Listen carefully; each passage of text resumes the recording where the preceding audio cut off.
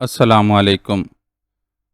Joyce انتہائی بے چینی اور اضطراب کے عالم میں اپنی رہائش گاہ کے ایک کمرے میں ٹہل رہا تھا۔ جیک نے اسے بتا دیا تھا کہ اس نے معاہدے کی نقل حاصل کرنے کے تمام انتظامات کر لیے ہیں اور آج 9 بجے صبح سے پہلے پہلے فائل کی کاپی اسپیشل ریکارڈ روم سے باہر آ جائے گی، اور اس وقت 9:30 بج رہے تھے۔ وہ 8 بجے سے ہی ٹہلنے میں مصروف تھا اور بار بار گھڑی دیکھتا رہا، اور پھر اچانک میز پر رکھے ہوئے ٹیلی فون کی گھنٹی بج اٹھی تو جوائس بجلی کی سی تیزی سے آگے بڑھا اور اس نے جھپٹ کر ریسیور اٹھا لیا۔ یس، جوائس نے بڑی مشکل سے اپنے آپ کو سنبھالتے ہوئے کہا۔ جیک بول رہا ہوں باس، وکٹری، میں آ رہا ہوں۔ دوسری طرف سے جیک کی مسرت سے کانپتی ہوئی آواز سنائی دی اور اس کے ساتھ ہی رابطہ ختم ہو گیا۔ ہا ہا ہا ہا، آخر کار ہم کامیاب ہو گئے، آخر کار فتح ہمارا مقدر بن گئی، جوائس نے پاگلوں کے سے انداز میں کہا لگاتے ہوئے کہا، اور اس کے ساتھ ہی اس نے زور سے میز پر مکہ مارا اور پھر ریوالونگ چیئر پر بیٹھ کر بچوں کے سے انداز میں جھولنے لگا۔ اس کے چہرے پر بے پناہ مسرت کے آثار نمایاں تھے۔ وہ اس قدر مسرت کے اظہار میں حق بجانب بھی تھا کیونکہ ایک لحاظ سے اس نے نہ صرف معاہدے کی نقل حاصل کر لی تھی بلکہ اس انداز میں کہ کسی کو کانوں کان خبر بھی نہ ہوئی تھی۔ Pak Asia secret service, central intelligence police سب اس سے قطعی بے خبر رہی تھیں، اور یہ واقعی حیرت انگیز اور عظیم الشان کامیابی تھی۔ تقریباً آدھے گھنٹے بعد دروازے پر دستک ہوئی تو جوائس اس طرح چونک پڑا جیسے خواب سے بیدار ہوا ہو۔ یس، کم ان، جوائس نے چونک کر کہا۔ دوسرے لمحے دروازہ کھلا اور مسکراتا ہوا روشن چہرے والا جیک اندر داخل ہوا۔ جیک کا چہرہ کامیابی کی مسرت سے گلاب کے پھول کی طرح کھلا ہوا تھا، اس کی نس نس سے مسرت کی روشنی پھوٹ رہی تھی۔ مبارک ہو باس، ہم اپنی پلاننگ میں کامیاب ہو گئے، یہ لیجئے فلم۔ جیک نے جیب سے ایک مائکرو فلم نکال کر جوائس کے سامنے میز پر رکھتے ہوئے کہا، اور جوائس اٹھ کر بے اختیار جیک سے بغل گیر ہو گیا۔ یہ سب تمہاری ذہانت ہے جیک، مجھے تم پر فخر ہے، جوائس نے اس کی پشت کو بڑے خلوص اور محبت سے تھپکتے ہوئے کہا۔ میری نہیں باس، آپ کی کامیابی ہے، جیک نے کہا۔ پہلے میں چیک کر لوں کہ اس فلم میں کیا ہے، پھر تمہاری رپورٹ سنوں گا، علیحدہ ہوتے ہی جوائس نے کہا، اور پھر مڑ کر عقبی الماری کھول کر اس نے مائکرو فلم پروجیکٹر نکالا اور اسے میز پر رکھ کر اس نے مائکرو فلم اٹھائی اور اسے پروجیکٹر میں ایڈجسٹ کرنے کے بعد اس نے پروجیکٹر کا بٹن آن کر دیا۔ دوسرے لمحے پروجیکٹر پر موجود سکرین روشن ہو گئی اور پھر اس پر تحریریں ابھرنے لگیں۔ جوائس ایک بٹن دبا کر تحریر کو اس وقت تک روکے رکھتا جب تک وہ اسے پورا پڑھ نہ لیتا۔ اس طرح ایک ایک کر کے صفحے سامنے آتے رہے، جوائس اور جیک دونوں انہیں پڑھتے رہے۔ یہ واقعی پاک ایشیا اور ویسٹرن کارمن کے درمیان ایک معاہدے کا ڈرافٹ تھا۔ یہ معاہدہ ایک ہتھیار SVS کے بارے میں تھا، اور اس میں کافی پیچیدہ قسم کی شرائط اور تجاویز درج تھیں جن کی ان دونوں کو پوری طرح سمجھ نہ آئی تھی، لیکن بہرحال جوائس اس بارے میں پوری طرح مطمئن ہو گیا تھا کہ یہ اس معاہدے کی مائکرو فلم ہے جس کے حصول کے لیے وہ یہاں آئے تھے۔ اس فائل کا کوڈ نام بھی فلم میں موجود تھا اور یہ مکمل کوڈ نام تھا جو انہیں بتایا گیا تھا۔ جوائس نے پروجیکٹر آف کیا اور پھر فلم اس میں نکال کر پروجیکٹر اٹھایا اور مڑ کر اسے الماری میں رکھ کر اس نے الماری میں موجود ایک لانگ رینج ٹرانسمیٹر نکال کر میز پر رکھ دیا۔ باس، یہ ٹرانسمیٹر؟ جیک نے چونک کر پوچھا۔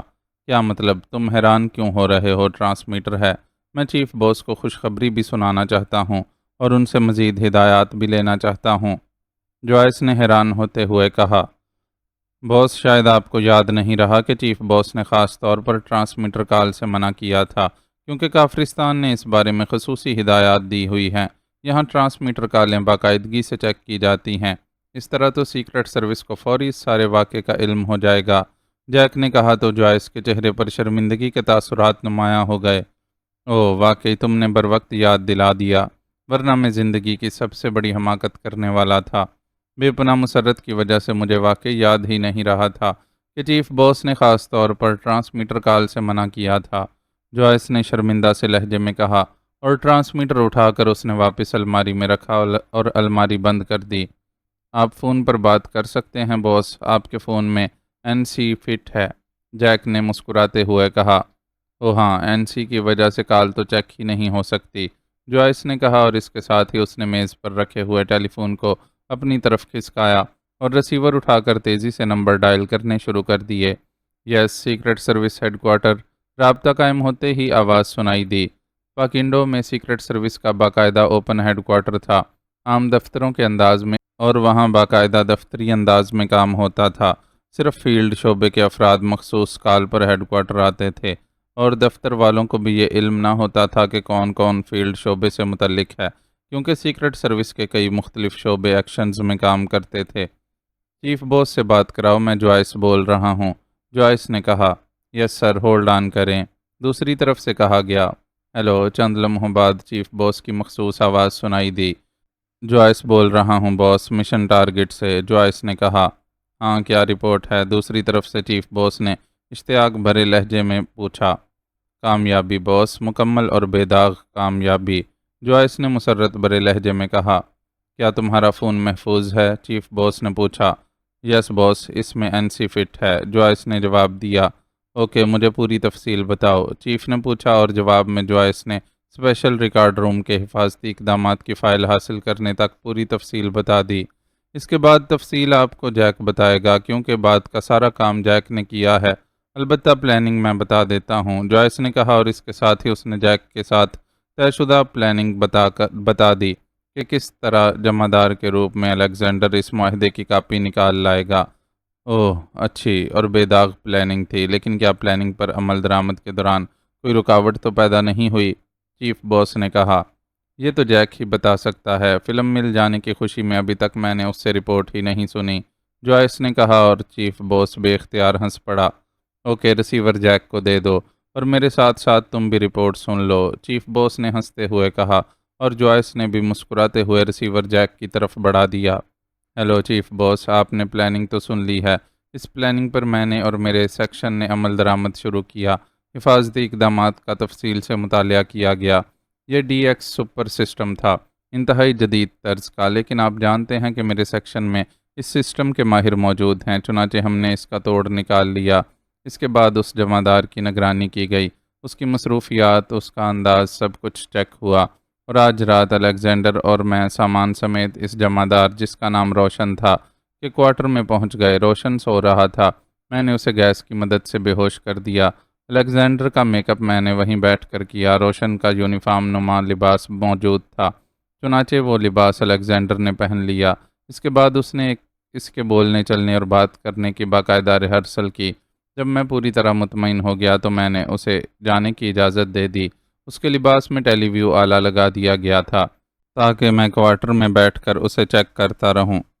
الیگزینڈر نے کمال کی اداکاری کی، کسی کو ذرا برابر بھی شک نہ ہو سکا، اور الیگزینڈر سیکرٹری وزارت خارجہ کے دفتر میں پہنچ گیا۔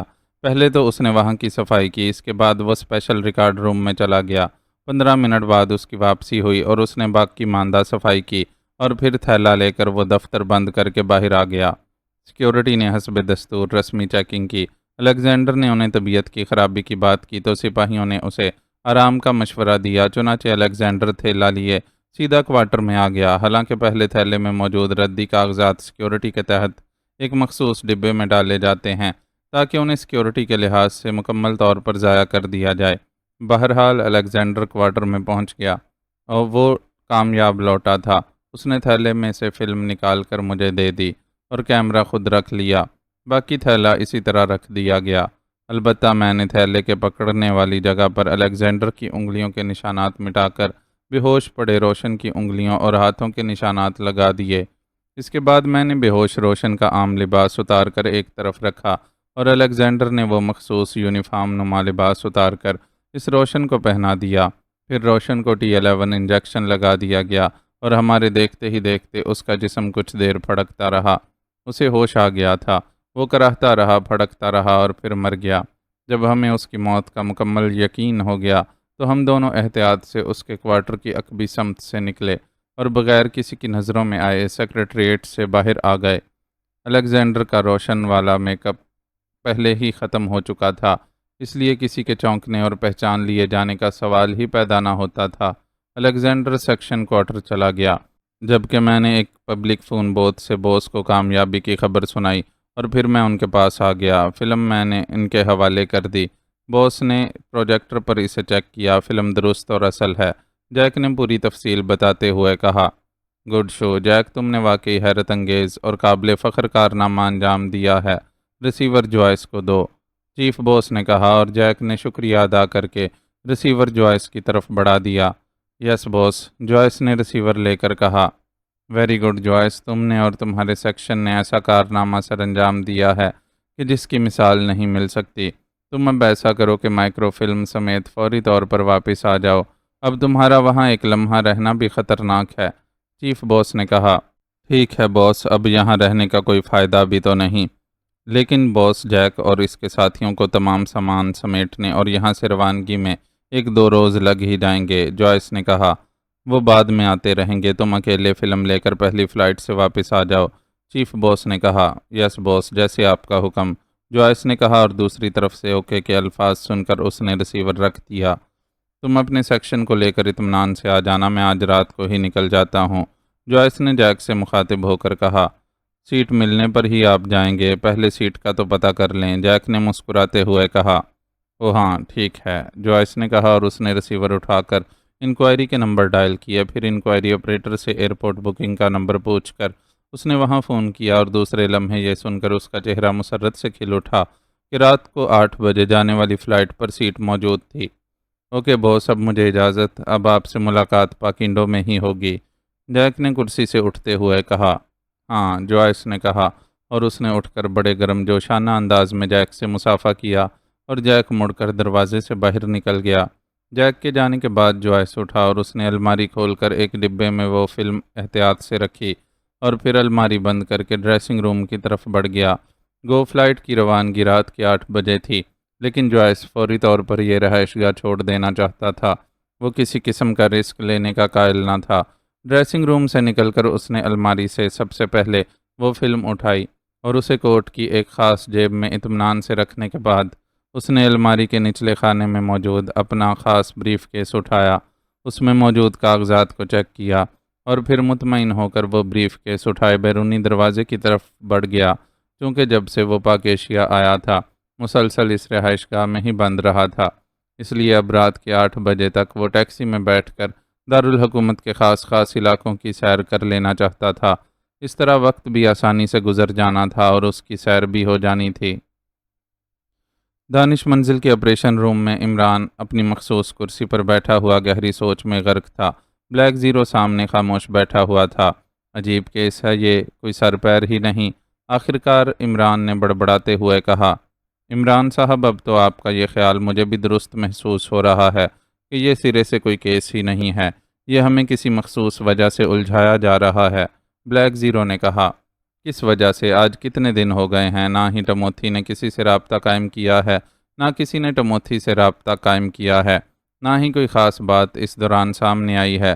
رابرٹ اینڈ کمپنی کے ریکارڈ کے مطابق پاکنڈو سے اس کمپنی کے ذریعے 20 افراد یہاں آئے ہیں، ان میں سے 16 واپس بھی جا چکے ہیں اور 4 کو چیک کیا گیا ہے، وہ درست ہیں۔ ڈوجی کی پہاڑیوں کا بھی باقاعدہ اسپیشل سروے کرایا گیا ہے، وہاں کوئی لیبارٹری دریافت نہیں ہوئی۔ کافرستان سے ناٹران نے بھی یہی رپورٹ دی ہے کہ کسی سائنسدان راجر کے ساتھ کسی سپر گن کے معاہدے اور پاک ایشیا میں کسی کافرستان کی لیبارٹری کی کوئی سنگن اسے نہیں مل سکی، لیکن ٹموتھی اور اس کے باس کا یہی اصرار ہے کہ ایسا ہوا ہے۔ راکس پول کے بارے میں دنیا کی معلومات فروخت کرنے والی ایجنسیاں سرے سے جانتی ہی کچھ نہیں، عمران نے کہا۔ ظاہر ہے جب ان میں سے کسی کا کوئی وجود ہوگا تو کوئی انہیں جانے گا بھی صحیح، بلیک زیرو نے مسکراتے ہوئے کہا۔ ٹموتھی کو میں نے باقاعدہ ہپناٹائز کر کے اس کے ذہن کو اچھی طرح کھنگالا ہے، وہ اپنی جگہ سچی ہے، اسے باقاعدہ اس کے چیف باس نے یہ مشن دے کر بھیجا ہے، عمران نے کہا۔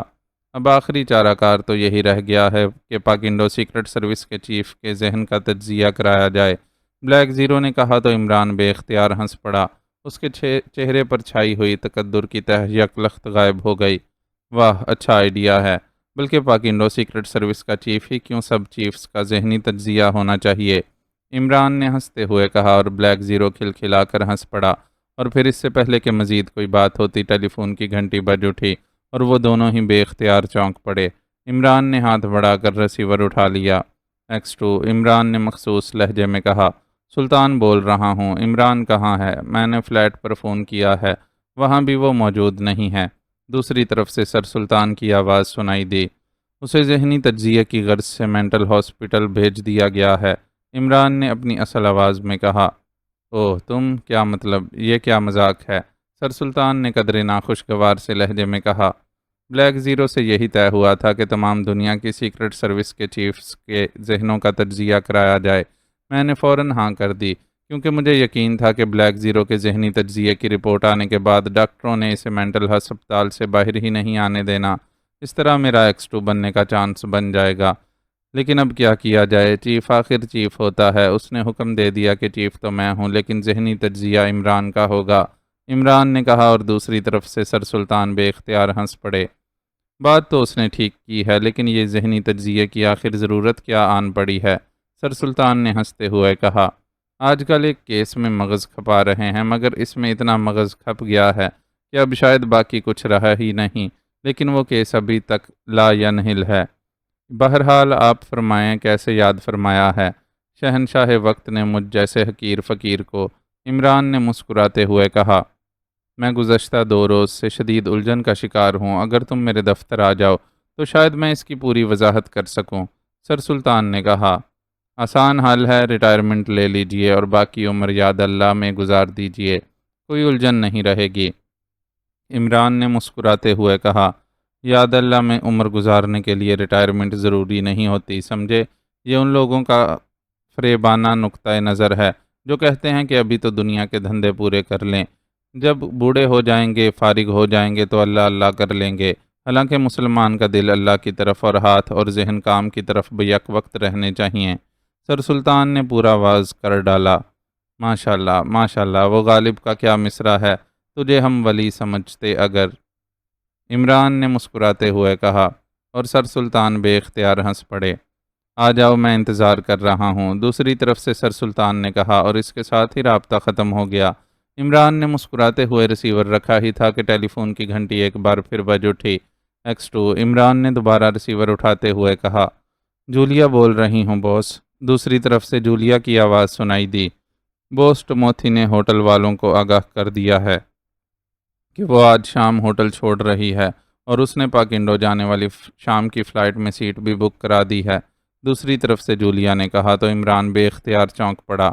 ٹھیک ہے، نگرانی جاری رکھو، عمران نے سرد لہجے میں کہا اور ریسیور رکھ دیا۔ کیا ہوا ٹموتھی کو، وہ کیوں جا رہی ہے؟ بلیک زیرو نے حیران ہو کر پوچھا۔ شاید پاک ایشیا سیکرٹ سروس کی کارکردگی سے مایوس ہو گئی ہے۔ نہ جانے وہ کیا کیا خیالات لے کر آئی ہوگی کہ پاک ایشیا سیکرٹ سروس اس قدر فعال ہے، اس قدر تیز ہے، مگر یہاں جمود ہی جمود ہے۔ عمران نے منہ بناتے ہوئے جواب دیا، اور پھر ریسیور اٹھا کر اس نے نمبر ڈائل کرنے شروع کر دیے۔ یس، جولین بول رہی ہوں۔ رابطہ قائم ہوتے ہی ٹموتھی کی آواز سنائی دی، علی عمران بزبان خود بول رہا ہوں، میرا خیال ہے کہ ہم دونوں ڈوجی کی پہاڑیوں کا خود جا کر سروے کریں۔ بڑی ویران اور بنجر پہاڑیاں ہیں، اس لیے اکیلے جاتے ہوئے ڈر لگتا ہے، اس لیے میں نے سوچا کہ تمہیں ساتھ لے چلوں تاکہ کچھ تو رنگینی اور دلکشی نظر آئے۔ عمران نے اپنی آواز میں کہا، تعریف کا شکریہ علی عمران، لیکن میں تو آج شام کی فلائٹ سے واپس جا رہی ہوں۔ میں نے تمہارے فلیٹ پر فون کیا تھا لیکن تم نہیں ملے، تو میں نے تمہارے باورچی کو پیغام دے دیا تھا۔ دوسری طرف سے ٹموتھی نے جواب دیتے ہوئے کہا، ارے کیا ہوا، کیا پاک ایشیا پسند نہیں آیا؟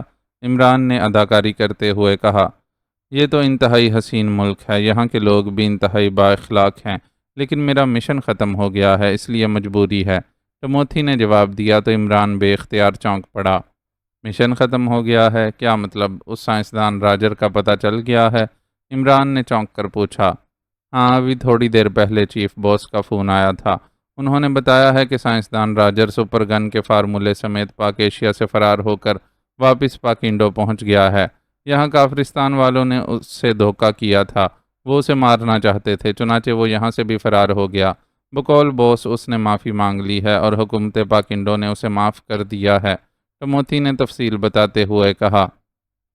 اوہ چلو، اچھا ہوا مسئلہ حل ہو گیا، لیکن مس ٹموتھی، جولین، میں تمہیں ایئرپورٹ پر سی آف کرنے نہ آ سکوں گا کیونکہ مجھے ایک انتہائی ضروری کام ہے۔ اپنے چیف باس کو میرا سلام کہہ دیں، گڈ بائے، عمران نے کہا، اور دوسری طرف سے کچھ سنے بغیر اس نے ریسیور رکھ دیا۔ اس کے چہرے پر شدید ترین الجھن کے تاثرات نمایاں تھے، فراخ پیشانی لکیروں سے بھر گئی۔ یہ سب کیا ہوا؟ کیا واقعی وہ سائنسدان واپس چلا گیا ہے؟ بلیک زیرو نے کہا۔ نہیں، بلکہ جو کچھ پاک انڈو سیکرٹ سروس کا چیف چاہتا تھا وہ پورا ہو گیا ہے، اس لیے ٹموتھی کو واپس بلا لیا گیا ہے۔ عمران نے انتہائی سنجیدہ لہجے میں کہا۔ کیا مطلب؟ میں سمجھا نہیں، کیا کچھ پورا ہو گیا ہے؟ بلیک زیرو نے حیرت بھرے لہجے میں کہا۔ یہی تو ہمیں معلوم نہیں ہو سکا، لیکن میرا دل گواہی دے رہا ہے کہ ہمارے خلاف اس بار انتہائی خوبصورتی سے جال بچھایا گیا ہے اور ہم اس جال میں پھنس کر پھڑپڑاتے رہے ہیں اور وہ اپنا کام کر گزرے ہیں۔ بہرحال ٹھیک ہے، میں بھی اس مسئلے کی تہہ تک پہنچ کر ہی دم لوں گا، عمران نے انتہائی سنجیدہ لہجے میں کہا اور اٹھ کر بیرونی دروازے کی طرف بڑھ گیا۔ تھوڑی دیر بعد وہ سر سلطان کے دفتر پہنچ چکا تھا۔ کیا بات ہے، کچھ ضرورت سے زیادہ ہی سنجیدہ نظر آ رہے ہو؟ سر سلطان نے اس کا چہرہ دیکھتے ہی تشویش بھرے لہجے میں کہا۔ سوچ رہا ہوں کہ آخر آپ کو اس عمر میں کیا الجھن پیش آ سکتی ہے، عمران نے مسکراتے ہوئے کہا اور سر سلطان بے اختیار ہنس پڑے۔ تم واقعی شیطان ہو، معمولی سی بات کو کہاں سے کہاں لے جاتے ہو۔ آؤ میرے ساتھ، میں تمہیں ایک چیز دکھانا چاہتا ہوں، سر سلطان نے کرسی سے اٹھتے ہوئے کہا اور عمران بھی کرسی سے اٹھ کھڑا ہوا۔ آپ تو واقعی آج پہیلیاں بجھوانے پر تلے ہوئے ہیں، عمران نے مسکراتے ہوئے کہا۔ ہاں، بعض اوقات ایسا کرنے کو بھی جی چاہتا ہے، سر سلطان نے کہا اور پھر وہ عمران کو ساتھ لے کر اسپیشل ریکارڈ روم میں داخل ہو گئے۔ عمران چونکہ اس کے حفاظتی نظام سے اچھی طرح واقف تھا، اس لیے وہ خاموشی سے ساتھ ساتھ چلتا رہا۔ اسپیشل ریکارڈ روم میں پہنچ کر سر سلطان ایک الماری کے پاس جا کر رک گئے۔ انہوں نے الماری کے خاص حفاظتی نظام کا خفیہ بٹن آف کیا اور پھر الماری کھول دی۔ یہ فائل دیکھو، یہ سرخ رنگ کی، کیا تمہیں اس میں اور دوسری فائلوں میں کچھ فرق نظر آ رہا ہے؟ سر سلطان نے کہا اور عمران آگے بڑھ کر غور سے اس سرخ کور کی فائل اور دوسری فائلوں کو دیکھنے لگا۔ میرا خیال ہے کہ ذہنی تجزیہ مینٹل ہسپتال میں ہی ہوتا ہے، لیکن اب مجھے کیا معلوم تھا کہ اس کا انتظام وزارت خارجہ کے اسپیشل ریکارڈ روم میں بھی ہے۔ مجھے تو کوئی خاص بات نظر نہیں آ رہی، عمران نے منہ بناتے ہوئے کہا۔ تم نے دیکھا نہیں کہ یہ سرخ رنگ کی فائل ذرا سی ترچھی رکھی ہوئی ہے، حالانکہ باقی فائلیں بالکل سیدھی ہیں، سر سلطان نے انتہائی سنجیدہ لہجے میں کہا۔ تو اس سے کیا فرق پڑتا ہے؟ جلدی میں رکھتے ہوئے فائل ذرا سی ترچھی بھی ہو سکتی ہے، بس معمولی سا ہی فرق ہے۔ آپ پہیلیاں بجھوانے کے بجائے اگر کھل کر بات کریں تو شاید مجھ جیسے موٹے دماغ کے آدمی کی عقل میں کچھ بات آ سکے، عمران نے قدرے جھلائے ہوئے لہجے میں کہا۔ یہ سرخ کور والی فائل پاک ایشیا اور ویسٹرن کارمن کے درمیان ایک خاص ہتھیار کے بارے میں ہونے والے معاہدے کی فائل ہے۔ ابھی یہ معاہدہ مکمل نہیں ہو سکا، لیکن اگر یہ مکمل ہو گیا تو پاک ایشیا کا دفاع کافرستان سے خاصی حد تک محفوظ ہو جائے گا۔ اس لیے میرے نقطۂ نظر سے اس کی خاصی اہمیت ہے، حالانکہ اس معاہدے کی شرائط حتمی طور پر طے نہیں ہوئی ہیں۔ اس کے باوجود میں نے اس کی اہمیت کے پیش نظر اسے اسپیشل ریکارڈ روم میں رکھا ہوا ہے، اور تم جانتے ہو کہ اسپیشل ریکارڈ روم کا حفاظتی نظام ایسا ہے کہ اس میں میرے علاوہ یا میری موجودگی کے بغیر کوئی زیرو اندر داخل نہیں ہو سکتا، اور میں اپنی اس عادت سے بخوبی واقف ہوں کہ میں کسی فائل کو اس طرح کبھی ترچھی رکھ ہی نہیں سکتا۔ یہ میرے مزاج کے خلاف ہے۔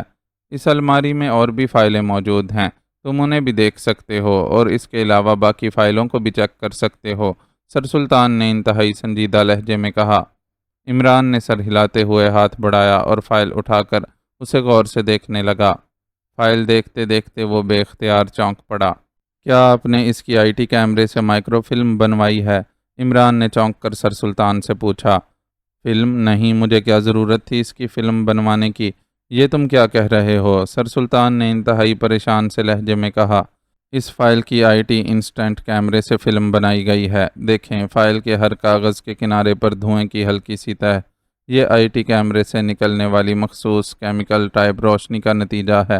جیسے جیسے وقت گزرتا جائے گا دھوئیں کی تہ مدھم پڑتی جائے گی اور تقریباً ایک ہفتے بعد مکمل طور پر ختم ہو جائے گی۔ موجودہ تہ سے یہی لگتا ہے کہ یہ فلم زیادہ سے زیادہ 4 روز پہلے تیار کی گئی ہے، عمران نے کہا۔ 4 روز پہلے؟ اوہ، 4 روز پہلے تو میرے دفتر کا پرانا جمع دار روشن فوت ہوا ہے۔ اوہ، مگر یہ کیسے ممکن ہے؟ عمران، حفاظتی انتظامات درست ہیں، ان کی موجودگی میں کوئی اندر جا نہیں سکتا۔ پھر سر سلطان نے کہا۔ روشن وہی جمع دار ہے جو بوڑھا سا ہے اور خاصی دلچسپ اور پرمزاح باتیں کرتا ہے، عمران نے چونک کر پوچھا۔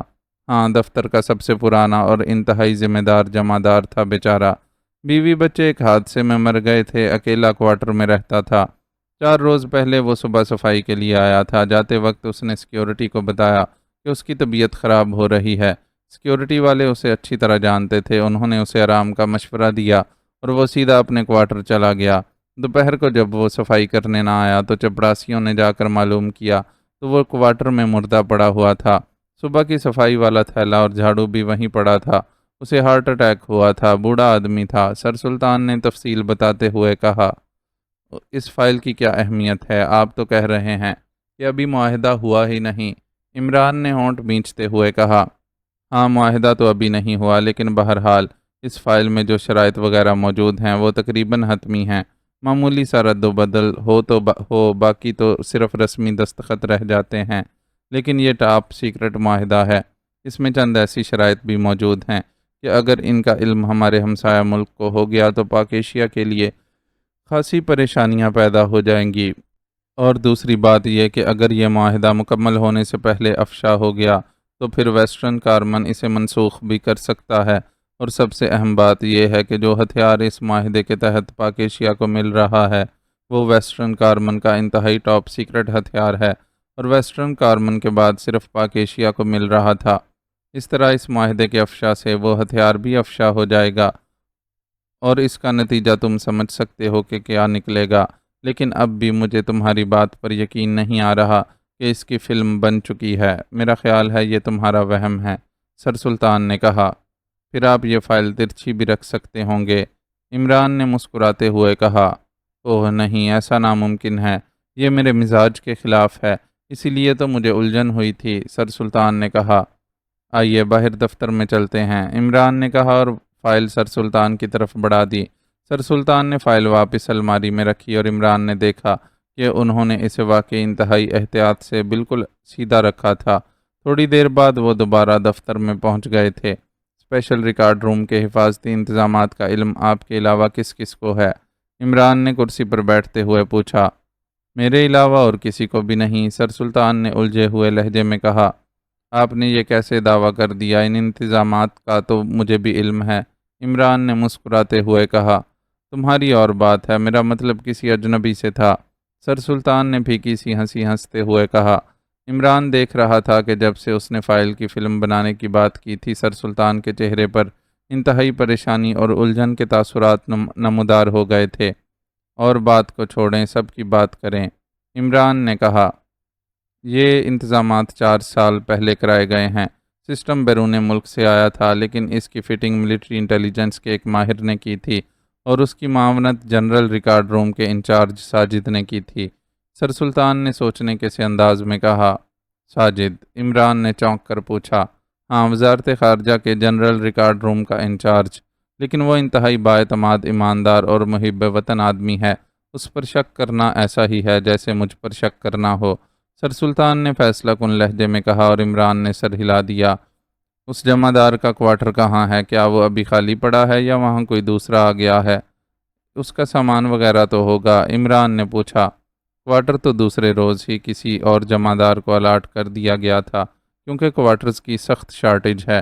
البتہ میرا خیال ہے اس کا سامان اس کے گاؤں میں اس کے کسی رشتہ دار کو بھجوا دیا گیا تھا، اور سامان بھی کیا تھا؟ ایک صندوق تھا جس میں چند کپڑوں کے جوڑے تھے اور شاید 2-4 ہزار کے انعامی بانڈز تھے، اور بس، سر سلطان نے کہا۔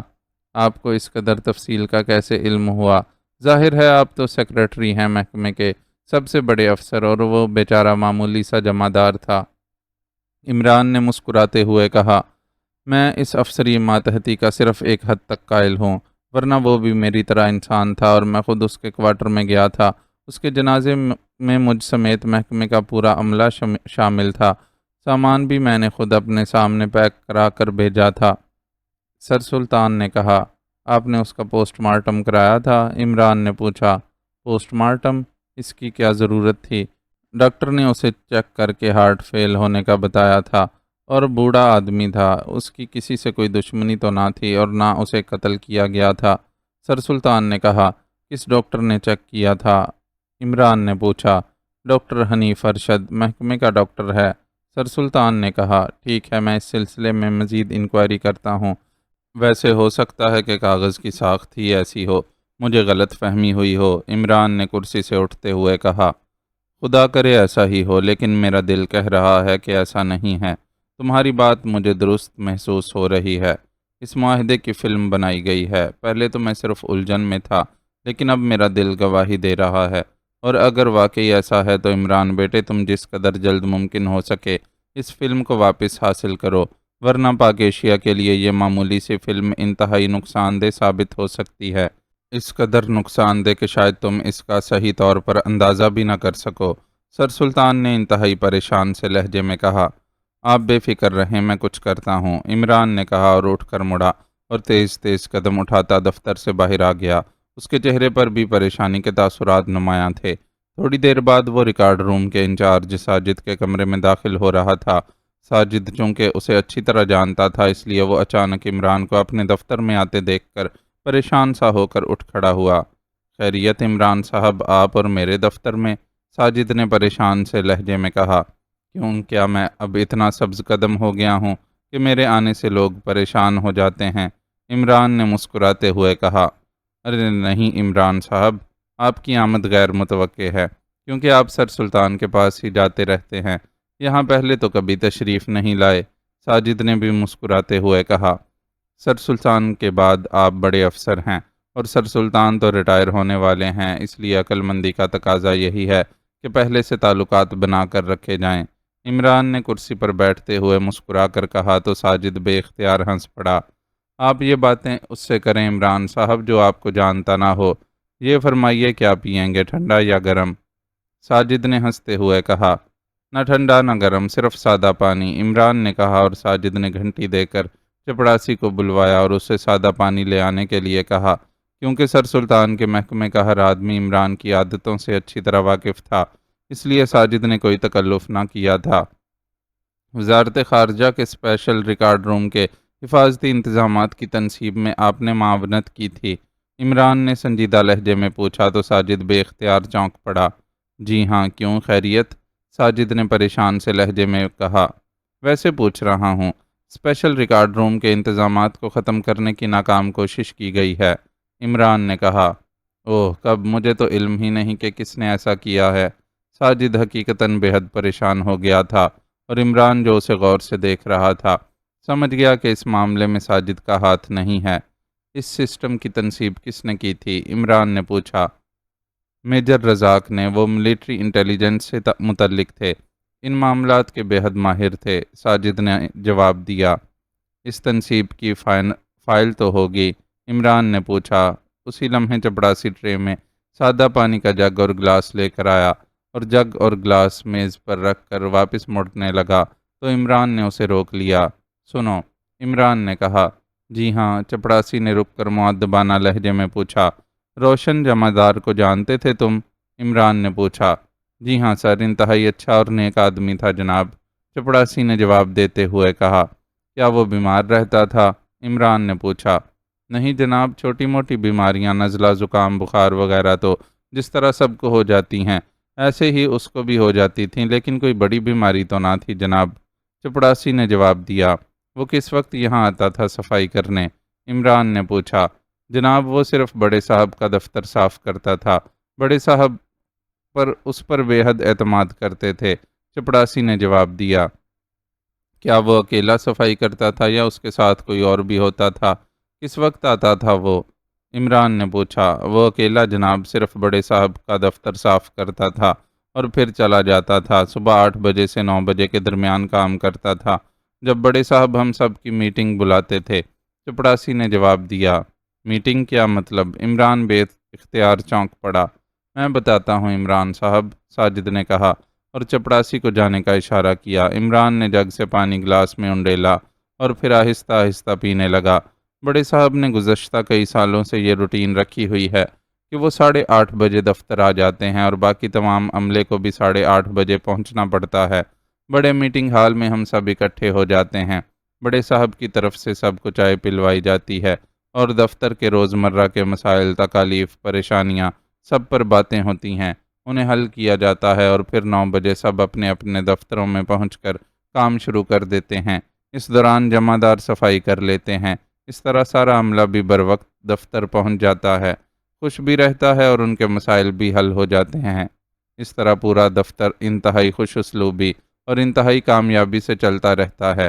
ساجد نے تفصیل بتاتے ہوئے کہا۔ کیا چپڑاسی بھی اس میں شامل ہوتے ہیں؟ عمران نے پوچھا۔ جی ہاں، سوائے جمع داروں کے، کیونکہ انہوں نے صفائی کرنی ہوتی ہے، یا سیکیورٹی کے افراد کے باقی تمام عملہ میٹنگ میں شامل ہوتا ہے، ساجد نے کہا۔ ویری گڈ، واقعی یہ بہترین طریقہ ہے۔ اوکے، آپ بتا رہے تھے کہ فائل کس کے پاس ہے؟ حفاظتی انتظامات کی، عمران نے کہا۔ جناب، اصل فائل تو ریکارڈ روم میں ہی ہے، البتہ اس کی ایک کاپی میری تحویل میں رہتی ہے، تاکہ سر سلطان کی عدم موجودگی میں یا ان کے بیرونی دورے کے وقت اگر کسی فائل کی فوری ضرورت پڑ جائے تو میں اس فائل کی مدد سے اسپیشل ریکارڈ روم سے فائل حاصل کر سکوں۔ لیکن میں اندر نہیں جا سکتا، صرف کمپیوٹر کی مدد سے مطلوبہ فائل خود باہر آ جاتی ہے، مگر سیکیورٹی کے 3 اعلیٰ افسران اور 2 سپرنٹینڈنٹ میرے ساتھ رہتے ہیں، ساجد نے کہا۔ کیا ہر وقت آپ ایسا کرتے ہیں؟ عمران نے ہونٹ چباتے ہوئے پوچھا۔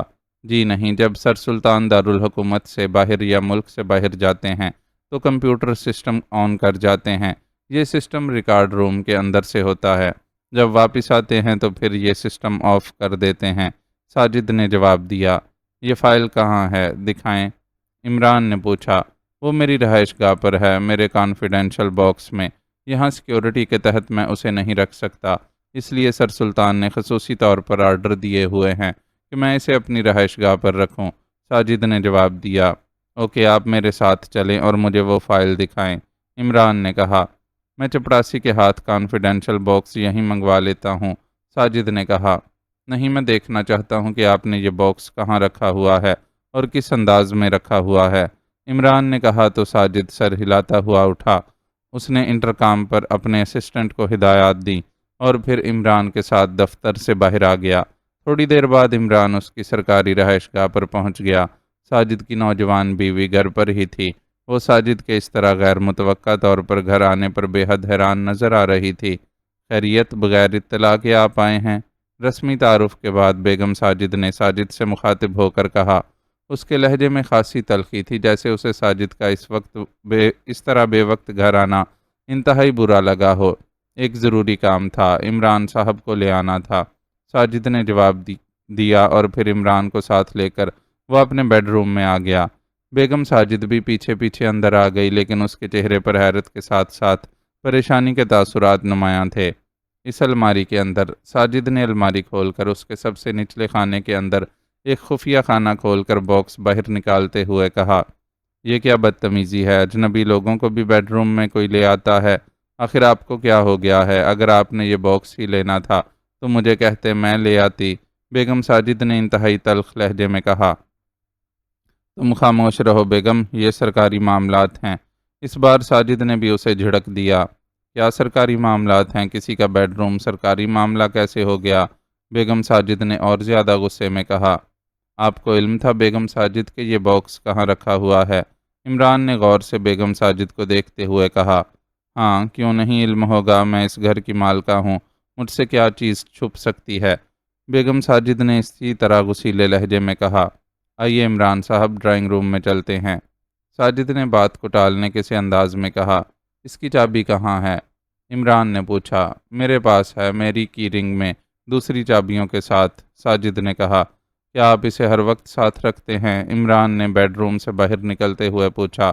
جی ہاں، ہر وقت، یہ صرف میری تحویل میں رہتی ہیں، ساجد نے جواب دیا۔ ٹھیک ہے، اسے کھولیں اور وہ فائل مجھے دکھائیں، عمران نے ایک طویل سانس لیتے ہوئے کہا۔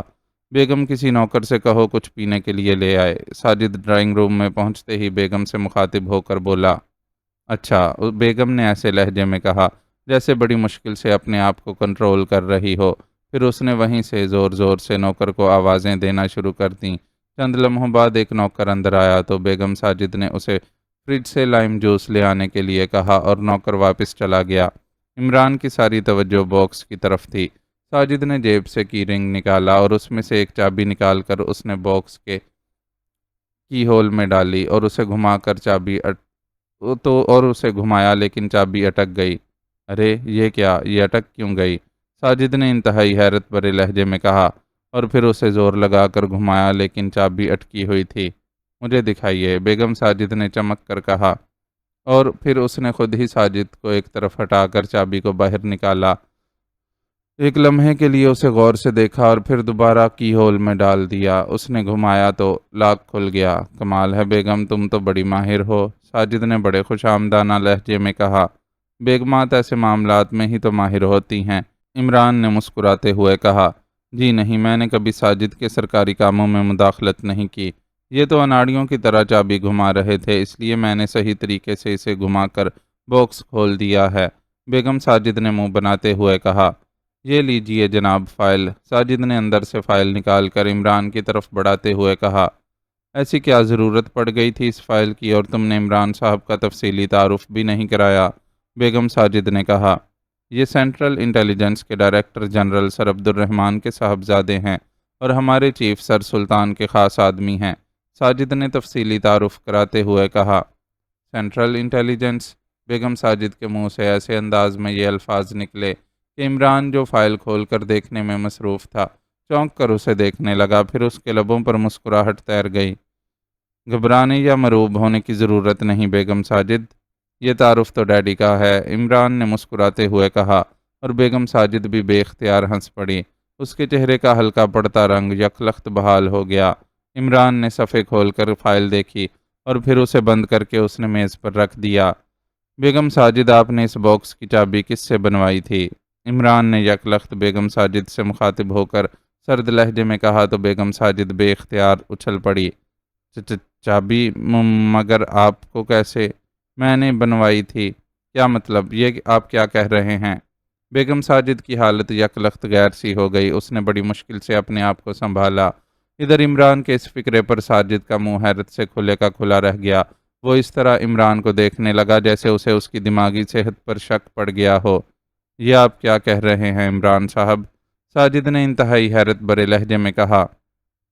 اس کانفیڈینشل باکس کو دوسری چابی بنوا کر کھولا گیا ہے اور اس فائل کی مائکرو فلم بنائی گئی ہے۔ فائل پر مائکرو فلم بنائے جانے کے نشانات واضح طور پر موجود ہیں اور یہ کام بیگم ساجد کے بغیر مکمل نہیں ہو سکتا۔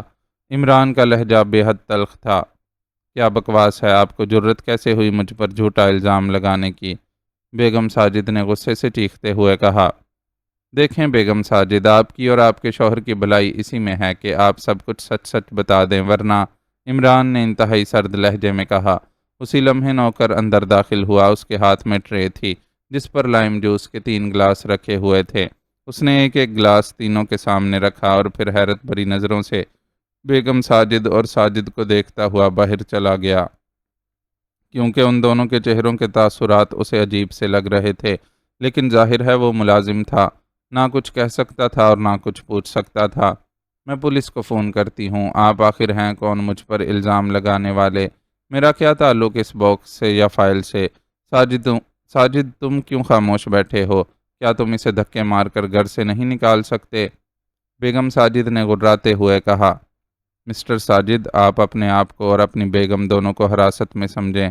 آپ نے ملک سے غداری کی ہے اور آپ جانتے ہیں کہ ملک سے غداری کرنے والوں کا کیا انجام ہوتا ہے۔ عمران نے جیب سے ریوالور نکال کر انتہائی سرد لہجے میں کہا تو ساجد یکلخت بے ہوش ہو کر صوفے پر گر گیا، جبکہ بیگم ساجد کا رنگ ہلدی سے بھی زیادہ زرد پڑ گیا، لیکن وہ شاید ساجد سے زیادہ حوصلہ مند تھی، اس لیے بے ہوش نہ ہوئی۔ یہ الزام ہے، سراسر غلط اور جھوٹا الزام ہے، بیگم ساجد نے ہونٹ بھینچتے ہوئے کہا، لیکن دوسرے لمحے وہ بری طرح چیختی ہوئی صوفے سے نیچے جا گری۔ عمران کا زوردار تھپڑ اس کے چہرے پر پڑا تھا۔ تم جیسی عورتوں سے مجھے کوئی ہمدردی نہیں ہوتی بیگم ساجد، بولو، سب کچھ بتا دو ورنہ ایک ایک ہڈی توڑ دوں گا، عمران نے بھیڑیے کے سے انداز میں غراتے ہوئے کہا۔ تم مجھے مار رہے ہو میرے ہی گھر میں، بیگم ساجد نے چیختے ہوئے کہا، اور اس کے ساتھ ہی اس نے چیخ چیخ کر نوکروں کو بلانا شروع کر دیا۔ وہ اچھل کر کھڑی ہو گئی تھی۔ تو تم سیدھی طرح نہیں بتاؤ گی، اوکے، عمران نے کہا، اور اس کے ساتھ ہی اس کا بازو ایک بار پھر بجلی کی سی تیزی سے گھوما اور بیگم ساجد ایک بار پھر چیختی ہوئی اچھل کر نیچے فرش پر جا گری اور چند لمحے پھڑکنے کے بعد ساکت ہو گئی، کیونکہ کن پٹی پر پڑنے والی ضرب خاصی زوردار تھی۔ اسی لمحے وہی نوکر جو لائم جوس لایا تھا اندر داخل ہوا، مگر دوسرے لمحے وہ بے اختیار ٹھٹک کر رک گیا۔ ادھر آؤ، میرا تعلق پولیس سے ہے، عمران نے غراتے ہوئے کہا تو نوکر کا رنگ زرد ہو گیا۔ مگر نوکر کے منہ سے آواز نہ نکل رہی تھی۔ تمہارے علاوہ اور کتنے ملازم ہیں یہاں؟ عمران نے پوچھا۔ جی میں اکیلا ہوں، چوکیدار رات کو آتا ہے، ملازم نے جواب دیا۔ ٹھیک ہے، اپنے صاحب کو ہوش میں لے آؤ، یہ نہ جانے کیوں بے ہوش ہو گئے ہیں، عمران نے اس بار نرم لہجے میں کہا، اور نوکر تیزی سے صوفے پر پڑے ساجد کی طرف بڑھا، اور پھر جیسے ہی وہ اس پر جھکا، عمران کا ہاتھ جس میں ریوالور دبا ہوا تھا تیزی سے حرکت میں آیا اور ریوالور کا دستہ پوری قوت سے نوکر کے سر پر پڑا اور وہ بری طرح چیختا ہوا ساجد پر گرا اور پھر پلٹ کر نیچے قالین پر جا گرا۔ ایک ہی ضرب سے وہ ساکت ہو گیا تھا۔ عمران نے اس کی نبض چیک کی تو دوسرے لمحے اس کے چہرے پر اطمینان کے تاثرات ابھر آئے، کیونکہ ملازم کی نبض بتا رہی تھی کہ وہ 2-3 گھنٹوں سے پہلے کسی صورت میں ہوش میں نہیں آ سکتا۔ اس نے اب ساجد کی نبض چیک کی تو وہ چونک پڑا، کیونکہ نبض بتا رہی تھی کہ وہ ہوش میں آنے والا ہے۔ عمران کو چونکہ معلوم تھا کہ ساجد اس ساری کارروائی سے بے خبر ہے، اس لیے اس نے ریوالور کا دستہ اس کے سر پر زور سے مار کر اسے بھی ملازم کی طرح گہری بے ہوشی میں دھکیل دیا۔ وہ صرف بیگم ساجد سے پوچھ گچھ کرنا چاہتا تھا۔ اس نے بیگم ساجد کو اٹھا کر صوفے پر ڈالا اور پھر اس کی ناک اور منہ دونوں ہاتھوں سے بند کر دیا۔ چند لمحوں بعد بیگم ساجد ہوش میں آ گئی۔ بیگم ساجد نے ہوش میں آتے ہی بری طرح چیخنا شروع کر دیا، مگر دوسرے لمحے اس کے چہرے پر زوردار تھپڑ پڑا اور بیگم ساجد کی چیخ سے ڈرائنگ روم گونج اٹھا۔ شرافت سے سب کچھ بتا دو ورنہ ایک ایک ہڈی توڑ دوں گا، عمران نے غراتے ہوئے کہا، اور اس کے ساتھ ہی اس نے کوٹ کی اندرونی جیب سے ایک تیز دھار خنجر نکالا اور اس کی نوک بیگم ساجد کی آنکھ کی طرف بڑھا دی۔ ایک لمحے میں آنکھ نکال دوں گا، جو دیکھے گا تھوکے گا تم پر، بتا دو کس کو تم نے یہ فائل دی تھی۔ عمران کا لہجہ اس قدر سرد تھا کہ بیگم ساجد کے چہرے پر یکلخت انتہائی خوف کے تاثرات ابھرے، اور اس کے ساتھ ہی اس نے بے اختیار زار و قطار رونا شروع کر دیا۔ مجھے کچھ نہ کہو، وہ 50 لاکھ تم لے لو، مجھے کچھ نہ کہو، مجھے مت مارو، مجھے مت مارو، بیگم ساجد نے بری طرح ہچکیاں لیتے ہوئے کہا۔ اب تک وہ جو مزاحمت ظاہر کر رہی تھی وہ سب ختم ہو گئی تھی۔ کس نے دیے تھے 50 لاکھ؟ بولو، عمران نے غراتے ہوئے کہا۔ وہ 2 غیر ملکی تھے، ایک باس تھا آرنلڈ اور دوسرا اس کا ماتحت تھا ہنری۔ میں نے اس باکس کی خفیہ چابی بنوائی ہوئی تھی، کیونکہ باکس میں جیولری بھی میں نے رکھی ہوتی ہے، اس کے ایک خفیہ خالی خانے میں۔ ان لوگوں نے مجھے کہا کہ اس کے اندر جو فائل ہے اس کی وہ فوٹو بنانا چاہتے ہیں، کیونکہ وہ اسپیشل ریکارڈ روم میں جو سسٹم لگا ہوا ہے اس کو فیل کر کے اپنی کمپنی کا سسٹم فروخت کرنا چاہتے ہیں۔ انہوں نے مجھے 50 لاکھ روپے دیے، میں انہیں ساتھ لے آئی، میں نے اپنے سامنے باکس کھولا، انہوں نے ایک عجیب سے کیمرے سے اس کی فلم بنائی اور پھر چلے گئے۔ میں نے کوئی غداری نہیں کی، میں نے انہیں فائل نہیں دی، مگر تمہیں کیسے علم ہوا ہے؟ بیگم ساجد نے روتے ہوئے کہا، اور پھر عمران کے مختلف سوالوں کے جواب میں اس نے ان دونوں کے حلیے، وہ کوٹھی جہاں ان کا سودا طے ہوا تھا اور دیگر تفصیلات بتا دیں۔ عمران نے بڑبڑاتے ہوئے ٹیلی فون کا ریسیور اٹھایا اور تیزی سے نمبر ڈائل کرنے شروع کر دیے۔ یس PA2 سیکرٹری خارجہ۔ رابطہ قائم ہوتے ہی دوسری طرف سے سر سلطان کے سیکرٹری کی آواز سنائی دی۔ عمران بول رہا ہوں، سر سلطان سے بات کراؤ، عمران نے انتہائی سخت لہجے میں کہا۔ بیگم ساجد اپنے دونوں ہاتھوں سے منہ ڈھانپے بیٹھی ہچکیاں لے لے کر رو رہی تھی۔ یس سر، دوسری طرف سے کہا گیا۔ سلطان بول رہا ہوں۔ چند لمحوں بعد سر سلطان کی آواز سنائی دی۔ میں عمران بول رہا ہوں، ریکارڈ روم کے انچارج ساجد کی رہائش گاہ سے، 11B آفیسرز کالونی، آپ فوراً یہاں پہنچیں، عمران نے تیز لہجے میں کہا۔ ساجد کی کوٹھی پر؟ مگر کیوں، کیا بات ہے؟ سر سلطان نے حیرت بھرے لہجے میں کہا۔ آپ آئیں تو صحیح، عمران نے کہا، اور ریسیور رکھ کر وہ بیگم ساجد کی طرف بڑھا، اس کا بازو گھما اور بیگم ساجد چیختی ہوئی دوبارہ فرش پر جا گری۔ وہ ایک بار پھر بے ہوش ہو چکی تھی۔ عمران ڈرائنگ روم سے نکل کر باہر پورچ میں آ گیا، اس کے چہرے پر گہری سنجیدگی کے تاثرات نمایاں تھے۔ تھوڑی دیر بعد پھاٹک کے باہر سے ہارن کی آواز سنائی دی تو عمران آگے بڑھا اور اس نے خود ہی پھاٹک کھول دیا۔ سر سلطان سرکاری گاڑی پر آئے تھے، کیا بات ہے عمران بیٹے، خیریت ہے؟ سر سلطان نے کار سے اترتے ہوئے انتہائی پریشان لہجے میں کہا۔ میرے ساتھ آئیے، عمران نے انتہائی سنجیدہ لہجے میں کہا، اور پھر انہیں لے کر وہ ڈرائنگ روم میں آ گیا۔ ارے یہ کیا، یہ سب کیوں بے ہوش پڑے ہیں؟ سر سلطان نے ڈرائنگ روم میں بے ہوش پڑے ساجد، اس کی بیوی اور ملازم کو دیکھ کر انتہائی حیرت بھرے لہجے میں پوچھا۔ میں نے انہیں بے ہوش کیا ہے، عمران نے جواب دیا، اور پھر اس نے اب تک ہونے والی تمام کارروائی کی پوری تفصیل بتا دی۔ اوہو ویری بیڈ، یہ تو غداری ہے، ملک سے غداری۔ مگر ان لوگوں کو اس فائل کے حاصل کرنے کا کیا فائدہ ہوا؟ سر سلطان نے انتہائی پریشان لہجے میں کہا۔ میں بتاتا ہوں، اب میں ساری واردات سمجھ گیا ہوں۔ بیگم ساجد کو 50 لاکھ روپے دے کر مجرموں نے اس فائل کی فوٹو کاپی حاصل کی، اسی لیے انہیں اسپیشل ریکارڈ روم کے حفاظتی انتظامات کا پوری طرح علم ہو گیا، جس کا ظاہر ہے انہوں نے توڑ نکالا، اور پھر انہوں نے اس جمع دار روشن کو اس کے کوارٹر میں گھیر لیا، اس کی جگہ اپنا آدمی بھیجا۔ اس نے ریکارڈ روم کے اندر جا کر معاہدے کی فائل کی مائکرو فلم بنائی اور واپس چلا گیا۔ اس روشن جمع دار کو کوئی ایسا انجیکشن لگایا گیا جس سے اس کی موت ہارٹ فیل کی صورت میں سامنے آئی، اور وہ معاہدے کی کاپی لے کر نکل گئے۔ عمران نے تفصیل بتاتے ہوئے کہا، اور سر سلطان کا چہرہ یکلخت زرد پڑ گیا۔ ویری بیڈ، یہ تو بہت برا ہوا، مگر یہ کون لوگ تھے؟ سر سلطان نے ہونٹ کاٹتے ہوئے کہا۔ بیگم ساجد انہیں غیر ملکی بتا رہی ہے، ہو سکتا ہے وہ میک اپ میں ہوں۔ بہرحال میرے ذہن میں ایک آئیڈیا ہے، میں اس پر مزید انکوائری کروں گا۔ یہ ساجد آپ کے محکمے کا آدمی ہے اور یہ اس کی بیوی ہے، اب آپ جانیں۔ اور یہ میں اب جا رہا ہوں، عمران نے تیز تیز لہجے میں کہا، اور پھر اس سے پہلے کہ سر سلطان کچھ کہتے وہ تیز تیز قدم اٹھاتا بیڈ روم سے باہر نکل آیا۔ ٹموتھی ہوٹل کے کمرے میں بیٹھی ایک رسالہ پڑھنے میں مصروف تھی کہ دروازے پر دستک کی آواز سنائی دی۔ ٹموتھی بے اختیار چونک پڑی۔ یس کم ان، ٹموتھی نے دروازے کی طرف دیکھتے ہوئے کہا۔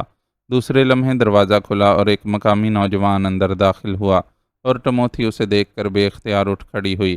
مقامی نوجوان نے اندر داخل ہو کر دروازہ بند کیا اور پھر تیز تیز قدم اٹھاتا ٹموتھی کی طرف بڑھنے لگا۔ کون ہو تم؟ میں سمجھی ویٹر ہوگا، ٹموتھی نے ہونٹ چباتے ہوئے کہا۔ گھبرائیں نہیں مس جولین، میں دوست ہوں، دشمن نہیں، آنے والے نے مسکراتے ہوئے کہا، اور ٹموتھی کے چہرے پر حیرت کے تاثرات ابھر آئے۔ کیا مطلب؟ میں سمجھی نہیں، ٹموتھی نے حیرت بھرے لہجے میں کہا۔ میرا نام ٹائیگر ہے اور میرا تعلق پاک ایشیا کی زیر زمین دنیا سے ہے۔ پاک انڈو سے ایک سرکاری گروپ یہاں پاک ایشیا آیا، انہوں نے اپنا تعلق پاک انڈو سیکرٹ سروس سے بتایا۔ انہوں نے یہاں میرے ذریعے ایک اہم مشن مکمل کیا۔ وہ مشن یہ تھا کہ انہوں نے وزارت خارجہ کے اسپیشل ریکارڈ روم سے ایک مخصوص فائل کی مائکرو فلم حاصل کرنی تھی، لیکن اسپیشل ریکارڈ روم کے حفاظتی انتظامات انتہائی سخت تھے۔ میں نے جنرل ریکارڈ روم کے انچارج ساجد کی بیوی سے رابطہ قائم کیا اور اس سے 50 لاکھ روپے میں ان حفاظتی انتظامات کی فائل کی فلم حاصل کرنے کا سودا ہوا۔ چنانچہ یہ فلم اڑا لی گئی۔ اس طرح انہیں اسپیشل ریکارڈ روم میں موجود حفاظتی انتظامات کا علم ہو گیا اور انہوں نے اس کا توڑ بھی معلوم کر لیا۔ وہ اس معاملے میں بے حد ماہر تھے۔ پھر میرے ذریعے سیکریٹریٹ کے ایک جمع دار کو اغوا کیا گیا۔ اس کے روپ میں ان کا آدمی اسپیشل ریکارڈ روم میں گیا اور وہاں سے اس فائل کی مائکرو فلم بنا کر لے آیا۔ ان کے کہنے پر میں نے اس جمع دار کو اس طرح ہلاک کر دیا کہ وہ ہارٹ فیل کا کیس بن گیا۔ اس طرح کسی کو کانوں کان خبر بھی نہ ہوئی اور اس اہم ترین فائل کی مائکرو فلم حاصل کر لی گئی۔ لیکن ان لوگوں نے آخر میں مجھ سے بھی دھوکہ کیا اور وہ لوگ مجھے معاوضہ دینے کے بجائے اچانک غائب ہو گئے۔ میں انہیں تلاش کرتا رہا، لیکن اب مجھے معلوم ہوا ہے کہ وہ واپس پاک انڈو جا چکے ہیں۔ ٹائیگر نے بڑے اعتماد بھرے لہجے میں پوری تفصیل بتاتے ہوئے کہا۔ پھر میں کیا کروں؟ آپ یہ جاسوسی کہانی مجھے کیوں سنا رہے ہیں؟ میرا اس سے کیا تعلق؟ ٹموتھی نے منہ بناتے ہوئے کہا۔ آپ سے تعلق ہے، اس لیے کہ آپ بھی پاک انڈو سیکرٹ سروس کی رکن ہیں، اور آپ کو یہاں ایک جعلی مشن دے کر اس لیے بھیجا گیا تھا کہ آپ یہاں کی مقامی سیکرٹ سروس کو اس جعلی مشن میں الجھا سکیں، اور آپ نے یہ کام بخوبی کر دیا۔ مجھے یہ بات انہوں نے خود بتائی تھی، اس لیے میں اب آپ کے پاس آیا ہوں کہ یا تو آپ میرا معاوضہ خود ادا کریں یا پھر اپنے چیف باس سے رابطہ قائم کر کے اسے ساری صورتحال بتائیں تاکہ میری حق تلفی نہ ہو سکے۔ اگر آپ نے ان دونوں میں سے کوئی بھی کام نہ کیا تو پھر دوسری صورت یہ ہوگی کہ میں آپ کو یرغمال بنا کر رکھ لوں تاکہ جب آپ کی سروس میرا معاوضہ دے گی تو میں آپ کو رہا کر دوں گا، اگر نہیں دے گی تو پھر آپ کی لاش تحفے اور وارننگ کے تحت انہیں بھجوا دی جائے گی۔ ٹائیگر کا لہجہ بے حد سخت تھا۔ وہ کون لوگ تھے؟ یقین جانیں آپ نے جو کچھ بتایا ہے مجھے اس کا قطعی علم نہیں ہے۔ میں تو یہاں ایک سرکاری مشن پر آئی تھی، لیکن پھر چیف باس کی کال آ گئی کہ مشن خود بخود مکمل ہو گیا ہے، اس لیے میں اب واپس جا رہی ہوں۔ 2 گھنٹے بعد میری فلائٹ جانے والی ہے، ٹموتھی نے کہا۔ مجھے معلوم ہے کہ آپ کو اس مشن سے باخبر نہیں رکھا گیا۔ انہوں نے اپنا نام آرنلڈ اور ہنری بتایا تھا۔ بہرحال میں جانتا ہوں کہ یہ دونوں نام فرضی تھے، لیکن آپ اپنے چیف باس سے اس موضوع پر بات تو کر سکتی ہیں، ٹائیگر نے کہا۔ سوری، میں ایسا نہیں کر سکتی، ٹموتھی نے صاف جواب دیتے ہوئے کہا، دیکھیں مس ٹموتھی، جولین آپ سے یہاں اب تک انتہائی شرافت کا سلوک ہوتا رہا ہے۔ آپ یہاں کی زیر زمین دنیا کی وحشت کو نہیں جانتی۔ ابھی تک آپ کے جسم کو کسی نے انگلی تک نہیں لگائی، لیکن ایسا بھی ہو سکتا ہے کہ آپ کے خوبصورت جسم کو یہاں خونخوار کتوں کے حوالے کر دیا جائے، آپ کو انتہائی زخمی کر کے، آپ کا چہرہ بگاڑ کر آپ کے جسم کو گلیوں میں گھسیٹا جائے۔ یہ مشرق ہے، یہاں محبت بھی عروج پر ہوتی ہے اور درندگی بھی۔ میں آپ سے صرف اتنا کہتا ہوں کہ آپ میرے سامنے چیف باس سے فون پر بات کر کے اسے معاہدے کی نقل کا حوالہ دے کر بات کریں اور بس۔ اور اگر آپ اس لیے ہچکچا رہی ہوں کہ آپ مجھے اپنے چیف باس کا نمبر نہ بتانا چاہتی ہوں تو وہ میں آپ کو بتا دیتا ہوں۔ آرنلڈ نے کئی بار میرے سامنے چیف باس سے بات کی تھی، ٹائیگر نے منہ بناتے ہوئے کہا۔ تمہیں نمبر معلوم ہے؟ ٹموتھی نے بری طرح چونکتے ہوئے کہا۔ ہاں، ٹائیگر نے لاپرواہی سے جواب دیا اور نمبر بتا دیا۔ ٹموتھی کے چہرے پر نمبر سن کر واقعی انتہائی حیرت کے تاثرات ابھر آئے۔ اس کا مطلب ہے کہ تم نے جو کچھ بتایا ہے درست ہے۔ اس کا نمبر سوائے خاص افراد کے اور کسی کو علم نہیں ہو سکتا۔ ٹھیک ہے، میں بات کرتی ہوں، ٹموتھی نے کہا اور ریسیور اٹھایا۔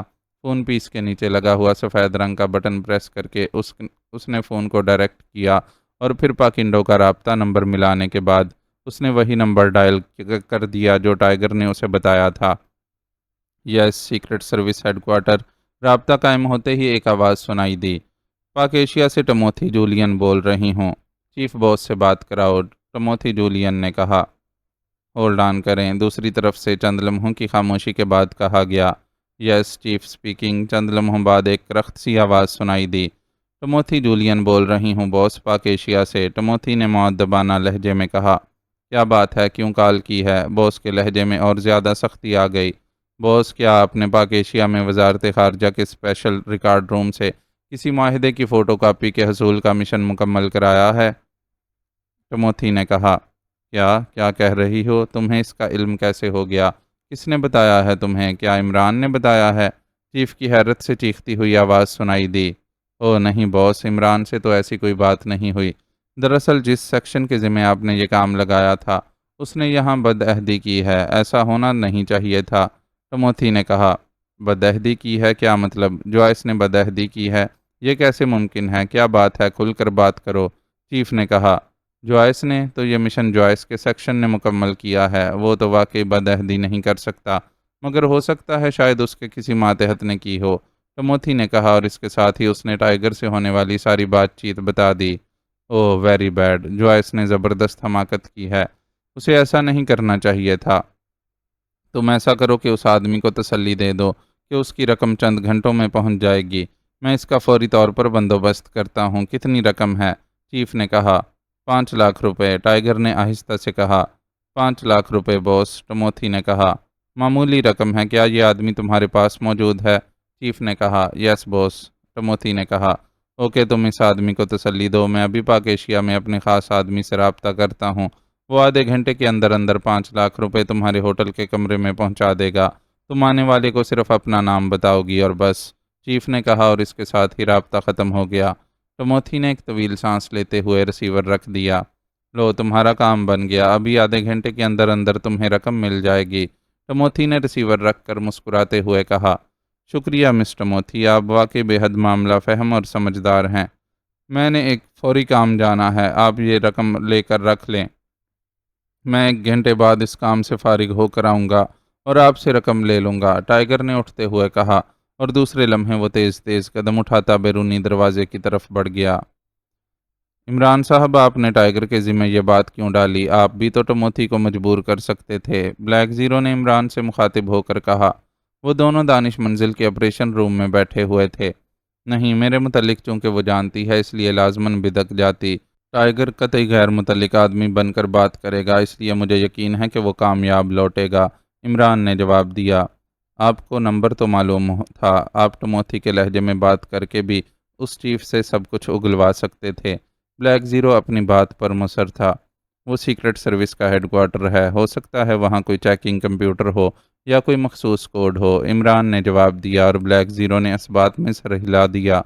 عمران نے ساجد کی رہائش گاہ سے واپسی پر ٹائیگر کو تلاش کیا تھا اور پھر اس نے ٹائیگر کو تفصیل بتا کر ٹموتھی کے پاس بھیجا تھا تاکہ اس گروپ کا پتہ چلایا جا سکے جس نے یہ مشن مکمل کیا تھا۔ ویسے ان لوگوں نے کمال ہوشیاری سے کام لیا ہے، ہمیں اس مشن کی بھنک بھی نہیں پڑی اور وہ مشن مکمل کر کے واپس بھی لوٹ گئے ہیں، بلیک زیرو نے کہا۔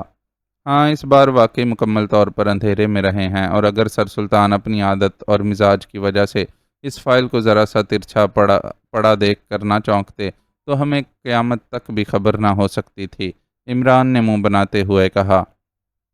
کیا ایسا نہیں ہو سکتا کہ اس معاہدے میں تبدیلی کر دی جائے؟ اس طرح ان کا مشن خود بخود ناکام ہو جائے گا، بلیک زیرو نے کہا۔ معاہدے کی شرائط تو تبدیل ہو سکتی ہیں بلیک زیرو، لیکن اس میں اصل مسئلہ اس ہتھیار کے دنیا کے سامنے آنے کا ہے جسے ویسٹرن کارمن نے پوری دنیا سے خفیہ رکھا ہوا ہے، اور دوسری بات یہ کہ پاکنڈو ایسا ملک نہیں ہے جسے اس ہتھیار کی ضرورت ہو، اس لیے یہ تمام کارروائی پاکنڈو سیکرٹ سروس نے کسی اور ملک کی خاطر کی ہے، اور وہ ملک ایسا ہے جسے اس معاہدے میں دلچسپی بھی ہے اور وہ سامنے بھی نہیں آنا چاہتا۔ اب اگر اس بات پر غور کیا جائے کہ معاہدے کی ایک کاپی ویسٹرن کارمن کی حکومت کے پاس بھی نہیں اور پاک ایشیا کے پاس بھی، اور ویسٹرن کارمن پاکنڈو سے نسبتاً پاک ایشیا زیادہ نزدیک تھا، لیکن پاکنڈو نے معاہدے کی کاپی پاک ایشیا سے اڑائی، اس سے یہی ظاہر ہوتا ہے کہ کوئی ایسا ملک اس معاہدے میں دلچسپی رکھتا ہے جس کا تعلق براہ راست پاک ایشیا سے ہے، اور جہاں تک معاہدے کی نقل حاصل کرنے کی بات ہے، اس سے تو بظاہر کوئی فرق نہیں پڑتا کیونکہ حکومتوں کے درمیان معاہدے ہوتے رہتے ہیں۔ لیکن جب ویسٹرن کارمن کی حکومت کو پاک ایشیا میں موجود انتہائی ٹاپ سیکرٹ معاہدے کی فوٹو کاپی بھیجی جائے گی تو ویسٹرن کارمن کا پاک ایشیا کے متعلق کیسا اندازہ رہے گا؟ کیا ویسٹرن کارمن کی حکومت یہ بات سوچنے پر مجبور نہ ہو جائے گی کہ جو ملک معاہدے کی حفاظت نہیں کر سکتا وہ ملک اس خفیہ ہتھیار کی ٹیکنالوجی کی حفاظت کیسے کرے گا؟ عمران نے انتہائی سنجیدہ لہجے میں کہا۔ اوہ، اس سے تو لازماً یہ معاہدہ ہی منسوخ کر دیا جائے گا، بلیک زیرو نے کہا۔ ظاہر ہے، اور اب سوچو کہ اس معاہدے کی منسوخی کا فائدہ پاک ایشیا کے کس حریف ملک کو پہنچے گا، عمران نے کہا۔ اب میں سمجھ گیا، آپ کا مطلب ہے کہ کافرستان کی حکومت نے پاک ایشیا کے خلاف سازش پاکنڈو کے ذریعے کرانی ہے۔ اب میں سمجھ گیا، آپ کا مطلب ہے کہ کافرستان کی حکومت نے پاک ایشیا کے خلاف سازش پاکنڈو کے ذریعے کرائی ہے، بلیک زیرو نے ایک طویل سانس لیتے ہوئے کہا۔ ہاں، اگر کافرستان براہ راست اس میں ملوث ہوتا تو لازماً ہمیں اطلاع مل جاتی، اس لیے اس بار انہوں نے ایسے ملک کی خدمات حاصل کی ہیں جن کے ایجنٹوں سے ہمارا کبھی پہلے واسطہ ہی نہیں پڑا، اور پھر پاکنڈو سیکرٹ سروس نے حیرت انگیز حد تک ذہانت سے بھرپور پلاننگ کی ہے۔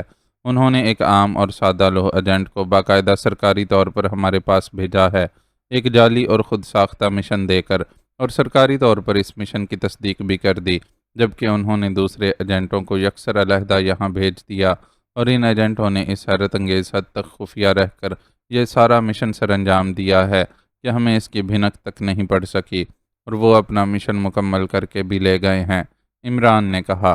تو اب آپ کی کیا پلاننگ ہے؟ بلیک زیرو نے کہا۔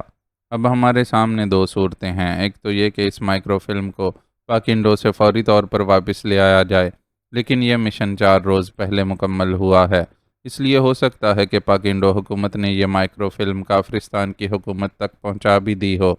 اس صورت میں ہمارا پاکنڈو جا کر کام کرنا بیکار رہے گا، اس لیے میں نے فوری طور پر ناٹران کے ذمہ یہ ڈیوٹی لگا دی ہے کہ وہ کافرستان میں پاکنڈو سفارت خانے کی مکمل نگرانی کرائے، کیونکہ بہرحال یہ فلم جب بھی کافرستان بھیجی جائے گی سفارت خانے کے ذریعے ہی بھیجی جائے گی، اور ادھر ٹائیگر ٹموتھی کے ذریعے اس گروپ کا سراغ لگائے گا جس نے پاک ایشیا میں یہ مشن سر انجام دیا ہے، کیونکہ ہمارے پاس خواہ ضائع کرنے کے لیے بالکل وقت نہیں ہے۔ اور آخری صورت یہ ہوگی کہ حکومت پاک ایشیا سرکاری طور پر ویسٹرن کارمن حکومت کو اطلاع دے دے کہ معاہدے کی نقل کافرستان پہنچ گئی ہے، پھر ویسٹرن کارمن کا جو بھی رد عمل ہوا اسے برداشت کرنا پڑے گا۔ عمران نے تفصیل سے پوری صورتحال کا تجزیہ کرتے ہوئے کہا، اور پھر اس سے پہلے کہ ان دونوں کے درمیان مزید کوئی بات ہوتی، میز پر رکھے ہوئے ٹیلی فون کی گھنٹی بج اٹھی۔ عمران نے ہاتھ بڑھا کر ریسیور اٹھا لیا۔ X2، عمران نے مخصوص لہجے میں کہا۔ سلطان بول رہا ہوں، دوسری طرف سے سر سلطان کی انتہائی سنجیدہ آواز سنائی دی۔ بغیر سر کے آخر آپ بول کیسے لیتے ہیں؟ آج تک یہی بات میری سمجھ میں نہیں آئی، عمران نے مسکراتے ہوئے کہا، اور اس کے اس فکرے پر بلیک زیرو کے انتہائی سنجیدہ और तने हुए चेहरे पर भी बेख्तियार मुस्कुराहट रेंग गई। मजाक मत करो इमरान, मैं सख्त परेशान हूँ। साजिद ने इंतहाई अहम फाइल को घर में रख कर और उसकी बीवी ने इसे गैर मुल्कियों के हाथ फरोख्त करके मुल्क से गद्दारी के जुर्म का इर्तकाब किया है। मैंने उन दोनों को आला हुक्काम के हवाले कर दिया है ताकि उन पर गद्दारी के जुर्म में खसूसी मुकदमा चलाया जा सके। लेकिन बहरहाल मैं इस महकमे का इंचार्ज हूँ। ये मेरी भी जिम्मेदारी थी कि मैं हर लिहाज से बाखबर रहता, लेकिन मुजरिम इतनी बड़ी कार्रवाई कर जाने में कामयाब रहे हैं और मुझे इसकी कानो कान खबर तक नहीं हुई। इससे मेरी ज़ाती नाअहली भी साबित होती है। इसलिए मैंने इस सारे वाक़े की मुकम्मल ज़िम्मेदारी कबूल करते हुए वज़ीर आज़म साहब को अपना इस्तीफ़ा भिजवा दिया है, जो अव्वल तो मंजूर हो जाना चाहिए, लेकिन अगर मंजूर ना हुआ तो तब भी मैंने ये फ़ैसला कर लिया है कि मैं रिटायरमेंट ले लूँगा। इस नाअहली के बाद इस सीट पर मेरी मौजूदगी का अखलाकी तौर पर कोई जवाज़ बाकी नहीं रहता। मैंने तुम्हें इसलिए फ़ोन किया है कि तुम्हारी सर्विस वजारत ख़ारजा के तहत काम करती है, इसलिए मेरे जाननशीन का मसला हुकूमत के लिए ख़ासा मुश्किल साबित होगा। बेहतर यही है कि तुम इस बारे में ख़ुद किसी को नामज़द कर दो। सर सुल्तान ने इंतहाई संजीदा और गंभीर लहजे में कहा। मेरे ख्याल में आगा सुलेमान पाशा इस सीट के लिए मुनासिब रहेगा। बस शर्त यह है कि उसे सर के साथ साथ पाए का भी डबल खिताब दे दिया जाए, यानी सिरी पाए मुकम्मल हो जाए। इमरान ने मुंह बनाते हुए कहा, यह फ़िक्रा तुमने मजाक में किया है या इस फ़िक्रे से तुम्हारा मकसद मेरी तौहीन करना है? सर सुल्तान ने इंतहाई गुस्सीले लहजे में कहा, ला हौल वला कुव्वत, आपकी तौहीन का तो मैं तसव्वुर भी नहीं कर सकता। बाकी रहा मजाक, तो आप बुज़ुर्ग हैं और बुज़ुर्गों से भला कोई मजाक करने की जुर्रत कर सकता है? इमरान ने मुस्कुराते हुए जवाब दिया, फिर तुमने ये तौहीन आमेज़ बात क्यों की है कि अपने बावर्ची को मेरी सीट पर बिठाने के लिए कहा है? क्या तुम्हारे ख्याल में अब मेरी हैसियत तुम्हारे बावर्ची से भी कम हो गई है? सर सुल्तान का लहजा और ज़्यादा तल्ख हो गया था। उन्हें हकीकतन इमरान का ये फ़िक्रा बेहद बुरा लगा था। अगर आप मज़ीद नाराज़ ना हों तो अर्ज़ करूं कि आपने ख़ुद ही ऐसी बात की है, बिल्कुल वही जज्बाती अंदाज़ जो सुलेमान इख्तियार करता है। जनाब सर सुल्तान साहब, आप सिर्फ तनख्वाह लेने के लिए इस सीट पर नहीं बैठे, बल्कि आपने पाक एशिया के करोड़ों अवाम के मफादात की निगहबानी भी करनी होती है। आपने इसे ज़ाती नाअहली का सबब बनाकर इस्तीफ़ा देने की बात तो कर दी, यानी सिर्फ अपनी ज़ात की हद तक सोचा और बात की, लेकिन आपने पाक एशिया के अवाम के मफाद के बारे में कोई बात नहीं सोची। आपने इस माहिदे की नकल की बाजियाबी के बारे में कोई बात ही नहीं की, जिससे पाक एशिया का मफाद वाबस्ता है। बिल्कुल सुलेमान की तरह वो भी बस हांडी चूल्हे तक ही सारे मसाइल को महदूद रखता है। इमरान ने इस बार संजीदा लहजे में कहा, उसकी बात करने का अब फ़ायदा ही क्या? अब जाहिर है इस माहिदे के अफशा हो जाने के बाद वेस्टर्न कारमन ने लाजमन माहिदा ही मनसूख कर देना है और हम इस सिलसिले में उसे मुर्द इल्ज़ाम भी नहीं ठहरा सकते। सर सुल्तान ने जवाब दिया, क्या आपने वेस्टर्न कारमन को इस वाक़े की इत्तला दे दी है? इमरान ने चौंक कर पूछा। अभी दी तो नहीं है, बहरहाल देनी तो पड़ेगी, हम इसे अब छुपा तो नहीं सकते। सर सुल्तान ने जवाब देते हुए कहा, लेकिन अगर माहिदे की नकल जिस मुल्क ने फ़ायदा उठाने के लिए हासिल की है उस तक पहुंचने से पहले ही वापस हासिल कर ली जाए तो? इमरान ने कहा, जिस मुल्क ने फ़ायदा उठाने के लिए, क्या मतलब? मैं समझा नहीं। सर सुल्तान ने उलझे हुए लहजे में कहा, अब अगर मैं कुछ कहूँगा तो आप इसे अपनी शान में बराह रास्त गुस्ताखी समझ लेंगे। आपका क्या ख्याल है कि ये सब कुछ सिर्फ खेल तमाशा के लिए किया गया है? इसके पस मंज़र में कोई अहम बात नहीं है? अगर इस माहिदे की नकल काफ़िरिस्तानी एजेंटों ने हासिल की है तो इसके ज़ाहिर होने से उन्हें क्या फ़ायदा होगा, ये आप सोच लें। इमरान ने कहा, ओह वेरी बैड, वाकई मुझे इस बात का ख्याल नहीं आया कि इस माहिदे की तनसीख से यकीनन काफ़िरिस्तान को फ़ायदा पहुँच सकता है। सर सुल्तान ने कदरे शर्मिंदा से लहजे में कहा, सर सुल्तान, आप छोटी छोटी बातों पर इस कदर जज्बाती ना हो जाया करें। दुश्मन एजेंट तो बहरहाल अपने मुल्क के मफाद के लिए काम करते ही रहते हैं। अलबत्ता हमारा काम ये नहीं कि उनकी कामयाबी के बाद हम सीटें छोड़कर मुल्की मफादात को और ज़्यादा उलझा कर रख दें, बल्कि हमें ऐसा लाया अमल इख्तियार करना चाहिए कि जिससे दुश्मन एजेंटों की कामयाबी को नाकामी में बदला जा सके। यही इन सीटों का बल्कि मुल्क के मफादात का तकाजा है। जज्बाती हो जाने से मसाइल हल नहीं हुआ करते, बल्कि और ज़्यादा उलझ जाया करते हैं। इमरान ने संजीदा लहजे में कहा, बुजुर्गाना और आलमाना नसीहतें कर रहे हो। अब तो मेरा ख्याल है कि मेरी बजाय तुम्हें रिटायरमेंट ले लेनी चाहिए। सर सुल्तान ने इस बार मुस्कुराते हुए लहजे में कहा, مجھے تو ابھی تک نوکری ہی نہیں ملی، میں کیا ریٹائر ہوں گا؟ اور آپ جیسے بزرگوں کی صحبت میں بیٹھ کر نصیحت کا ہی علم حاصل ہو سکتا ہے۔ اب ظاہر ہے فلمی ڈائلاگ تو نہیں سنے جا سکتے، عمران نے کہا، اور سر سلطان بے اختیار ہنس پڑے۔ شکریہ عمران، میں اس واقعے سے حقیقتاً بے حد جذباتی ہو رہا تھا۔ دراصل مجھے ساجد اور بیگم ساجد کے اس خلاف توقع اقدام سے اس قدر گہرا صدمہ پہنچا ہے کہ میں بتا نہیں سکتا۔ بہرحال استعفیٰ میں واپس منگوا لوں گا، لیکن اب تم بتاؤ کہ اس معاملے کو کیسے حل کیا جائے؟ سر سلطان نے کہا، آپ مجھے یہ بتائیں کہ اگر ویسٹرن کارمن کو اس بات کی اطلاع دے دی جائے کہ معاہدے کی شرائط کی کاپی کسی دشمن ایجنٹ نے اڑا لی ہے تو کیا وہ نیا معاہدہ کرنے پر تیار ہو جائیں گے یا نہیں؟ عمران نے اس بار انتہائی سنجیدہ لہجے میں کہا، نہیں، اس معاہدے کی بنیادی شرط یہی تھی کہ اسے ہر صورت میں خفیہ رکھا جائے گا۔ جیسے ہی ویسٹرن کارمن کو یہ اطلاع ملے گی کہ معاہدہ خفیہ نہیں رہا، انہوں نے معاہدہ لامحالہ منسوخ کر دینا ہے۔ اس لیے اب دو صورتیں ہیں، یا تو انہیں اطلاع ملنے سے پہلے ہی یہ نقل واپس حاصل کر لی جائے، یا پھر انہیں اطلاع دے کر معاہدہ منسوخ کرا دیا جائے۔ تیسری کوئی صورت نہیں ہے، سر سلطان نے واضح طور پر جواب دیتے ہوئے کہا۔ اوکے، پھر آپ سرکاری طور پر خاموش رہیں، میں کوشش کر رہا ہوں۔ اگر میری کوشش کامیاب رہی تو معاملہ یہیں ختم ہو جائے گا، اور اگر ناکام رہی اور نقل ویسٹرن کارمن کے حکام تک پہنچ گئی تو پھر جو ہوگا دیکھا جائے گا، عمران نے جواب دیتے ہوئے کہا۔ موجودہ حالات میں واقعی تمہاری یہ تجویز بے حد عقل مندانہ ہے، شکریہ، سر سلطان نے کہا۔ ویسے آپ خواہ آغا سلیمان پاشا کے نام سے ناراض ہو گئے ہیں، اس کی مونگ کی دال کا ہی نتیجہ ہے کہ آپ بھی مجھے عقل مند تسلیم کر رہے ہیں، عمران نے مسکراتے ہوئے کہا، اور سر سلطان اس بار ناراض ہونے کے بجائے بے اختیار ہنس پڑے، لیکن اس کے ساتھ ہی انہوں نے رابطہ بھی ختم کر دیا۔ سر سلطان سلیمان کی مثال پر واقعی ناراض ہو گئے تھے۔ بلیک زیرو نے مسکراتے ہوئے کہا، اب سب تو بلیک زیرو نہیں ہو سکتے کہ ہر قسم کے احساسات ہی زیرو ہو جائیں۔ تمہاری جگہ جب سلیمان X2 بنتا ہے تو تم الٹا خوش ہو جاتے ہو، عمران نے کہا، اور بلیک زیرو بے اختیار ہنس پڑا۔ سلیمان میں واقعی ایسی صلاحیتیں ہیں کہ وہ سیکرٹری وزارت خارجہ بھی بن جائے تو کام چلا لے گا، بلیک زیرو نے ہنستے ہوئے کہا۔ ارے دنیا بھر کے خارجہ حکام کو مونگ کی دال کھلا کھلا کر اتنا عقل مند بنا دے گا کہ خارجہ کے ہجے ہی بھول جائیں گے، عمران نے مسکراتے ہوئے کہا، اور بلیک زیرو بے اختیار ہنس پڑا۔ اسی لمحے ٹرانسمیٹر سے کال آنی شروع ہو گئی تو عمران چونک پڑا۔ ظاہر ہے یہ ٹائیگر کی کال ہی ہو سکتی ہے، اور عمران کو اس کال کا شدت سے انتظار تھا۔ عمران نے ہاتھ بڑھا کر ٹرانسمیٹر آن کر دیا۔ Hello, tiger calling over, transmitter سے ٹائیگر کی آواز سنائی دی۔ یس عمران اٹینڈنگ یو، کیا رپورٹ ہے؟ اوور، عمران نے سنجیدہ لہجے میں کہا، اور جواب میں ٹائیگر نے ٹموتھی سے ملنے سے لے کر واپس آنے تک پوری تفصیل بتا دی۔ جوائس گروپ نے یہ کام کیا ہے، ٹھیک ہے، تم نے اچھی کارکردگی کا مظاہرہ کیا ہے۔ تم اس وقت کہاں سے کال کر رہے ہو؟ اوور، عمران نے کہا۔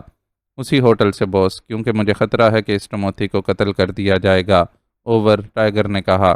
ویری گڈ ٹائیگر، تم نے بالکل درست سوچا ہے۔ چیف باس کا اتنی جلدی رقم دینے پر آمادہ ہو جانے کا مطلب یہی ہے کہ وہ یہاں کسی گروپ کی خدمات حاصل کرے گا تاکہ تمہیں اور اس ٹموتھی دونوں کو قتل کر دیا جائے۔ خاص طور پر وہ تمہیں ہر صورت میں ختم کرانے کی کوشش کرے گا، اس لیے جو بھی اس چکر میں آئے تم نے اسے اغوا کر کے رانا ہاؤس پہنچا دینا ہے۔ ٹموتھی اگر یہاں سے واپس جانا چاہے تو اسے جانے دیا جائے، اب ہمیں اس کی ضرورت نہیں رہی۔ اوور، عمران نے اسے ہدایات دیتے ہوئے کہا۔ یس باس، اوور، ٹائیگر نے جواب دیا، اور عمران نے اوور اینڈ آل کہہ کر رابطہ ختم کر دیا۔ اس کے چہرے پر گہری سنجیدگی طاری تھی۔ اس نے جلدی سے ٹیلی فون اپنی طرف کھسکایا اور پھر ریسیور اٹھا کر تیزی سے نمبر ڈائل کرنے شروع کر دیے۔ یس ایلبرٹ فاؤنڈیشن۔ رابطہ قائم ہوتے ہی دوسری طرف سے ایک نسوانی آواز سنائی دی، لہجہ غیر ملکی ہی تھا۔ پرنس آف ڈمپ بول رہا ہوں، پاک ایشیا سے، جنرل مینیجر راجر سے بات کراؤ، عمران نے انتہائی سنجیدہ لہجے میں کہا۔ یس سر، ہولڈ آن کیجئے، دوسری طرف سے کہا گیا۔ ہیلو، راجر بول رہا ہوں، چند لمحوں بعد ایک بھاری سی آواز سنائی دی۔ میں پرنس آف ڈمپ بول رہا ہوں، پاک ایشیا سے، عمران نے سنجیدہ لہجے میں کہا۔ پاکنڈو سیکرٹ سروس کا ایک ایجنٹ ہے جوائس، اس کے بارے میں تفصیلی قوائف فوری طور پر چاہیے، عمران نے جواب دیتے ہوئے کہا۔ کس قسم کے قوائف؟ دوسری طرف سے پوچھا گیا۔ کہ وہ اس وقت کہاں ہے، کیا کر رہا ہے، کہاں رہتا ہے، تفصیلی قوائف، عمران نے جواب دیتے ہوئے کہا۔ 2 گھنٹے بعد مل جائیں گی معلومات، $10,000 معاوضہ ہوگا، راجر نے جواب دیا، اکاؤنٹ نمبر بتا دو، معاوضہ پہنچ جائے گا، عمران نے کہا، اور دوسری طرف سے نمبر اور بینک کا نام اور برانچ بتا دی گئی۔ عمران نے اوکے کہہ کر رسیور رکھ دیا۔ یہ پاکنڈو کی ایجنسی ہے؟ بلیک زیرو نے کہا، نہیں، ایکریمین ایجنسی ہے، لیکن اس کی شاخیں یورپ اور ایکریمیا کے ہر ملک کے دارالحکومتوں میں قائم ہیں، البرٹ فاؤنڈیشن کے نام سے۔ پرنس آف ڈمپ کے کوڈ نام سے میں کسی بھی ایجنسی سے کسی قسم کی معلومات فوری طور پر حاصل کر سکتا ہوں، کیونکہ میں اس ایجنسی کا لائف ممبر ہوں، عمران نے مسکراتے ہوئے کہا، اور بلیک زیرو نے سر ہلا دیا۔ تم یہ رقم بھجوا دو اکاؤنٹ میں اس دوران لائبریری میں بیٹھ کر پاکنڈو سیکرٹ سروس کے بارے میں تفصیلات پڑھ لوں، عمران نے کہا، اور اٹھ کر اس دروازے کی طرف بڑھ گیا جدھر لائبریری تھی، لیکن لائبریری میں باوجود تلاش کے اسے اس سلسلے میں کوئی تفصیلی معلومات نہ مل سکیں۔ البتہ فائل موجود تھی، لیکن یہ فائل اپ ٹو ڈیٹ نہ تھی۔ پھر 2 گھنٹے بعد عمران نے ایک بار پھر البرٹ فاؤنڈیشن سے رابطہ قائم کیا۔ پرنس آف ڈمپ بول رہا ہوں، راجر کے لائن پر آتے ہی عمران نے کہا، یس، تمہاری رقم موصول ہو گئی ہے، معلومات حاصل کر لی گئی ہیں۔ کیا اسے اسپیشل میسنجر کے ذریعے بھجوایا جائے یا اسپیشل ڈاک سے؟ اپنا تفصیلی پتہ نوٹ کرا دیں۔ دوسری طرف سے راجر نے کہا، موٹی موٹی باتیں زبانی بتا دیں، پھر پتہ بھی بتا دیتا ہوں، عمران نے کہا، اور راجر نے جوائس کا حلیہ، اس کا قد و قامت، اس کی رہائش گاہ کی تفصیلات، جن کلبوں میں وہ مستقل اٹھتا بیٹھتا ہے، اس کی تفصیلات بتانی شروع کر دیں۔ عمران خاموشی سے سنتا رہا، اور شاید یہ بات آپ کے لیے کارآمد ہو یا نہ ہو، بہرحال رپورٹ میں یہ بتایا گیا ہے کہ جوائس گزشتہ دنوں پاک ایشیا میں ایک مشن سر انجام دینے میں مصروف رہا ہے، اور آج رات کی فلائٹ سے اس نے کافرستان کے لیے ٹکٹ بک کرایا ہوا ہے۔ راجر نے کہا تو عمران بری طرح چونک پڑا۔ کس نام سے؟ عمران نے پوچھا۔ تفصیل تو درج نہیں ہے، راجر نے جواب دیا۔ یہ میرے لیے انتہائی اہم بات ہے، فوری طور پر اس بارے میں تفصیلی معلومات چاہیے مجھے، عمران نے تیز لہجے میں کہا۔ اوکے، $2000 مزید بھجوا دیں، آدھے گھنٹے بعد تفصیلات مہیا کر دی جائیں گی، دوسری طرف سے راجر نے جواب دیا، اور عمران نے اوکے کہہ کر رسیور رکھ دیا۔ اس کا مطلب ہے کہ فلم یہ جوائس خود کافرستان لے جا رہا ہے، بلیک زیرو نے کہا۔ ہاں، بظاہر تو یہی معلوم ہوتا ہے۔ میرا خیال ہے ٹموتھی کی کال کے بعد اس چیف نے فوری فیصلہ کیا ہوگا کہ اس فلم کو کافرستان پہنچا دیا جائے، کیونکہ ٹموتھی کی کال سے اسے یقیناً یہ شبہ پڑ گیا ہوگا کہ سیکرٹ سروس اس مشن سے واقف ہو چکی ہے، عمران نے جواب دیتے ہوئے کہا، اور بلیک زیرو نے اس بات میں سر ہلا دیا۔ پھر آدھے گھنٹے بعد عمران نے دوبارہ راجر کو کال کیا۔ پرنس آف ڈمپ بول رہا ہوں، راجر کے لائن پر آنے کے بعد عمران نے کہا۔ پرنس جوائس اصل نام کی بجائے مارتھیلو آرنسٹ کے نام سے کافرستان جا رہا ہے، اس نے اس نام سے ٹکٹ بک کرایا ہے، راجر نے جواب دیتے ہوئے کہا۔ کیا یہ بات حتمی ہے؟ میرا مطلب ہے اس میں کوئی شک و شبہ والی بات تو نہیں، عمران نے کہا۔ البرٹ فاؤنڈیشن ہمیشہ حتمی معلومات ہی فروخت کرتی ہے، پرنس، یہ ہمارا ریکارڈ ہے، راجر نے جواب دیا۔ اوکے، اب یہ معلومات مجھے بھجوانے کی ضرورت نہیں ہے، میرا کام ہو گیا ہے، شکریہ، عمران نے کہا، اور رسیور رکھ دیا۔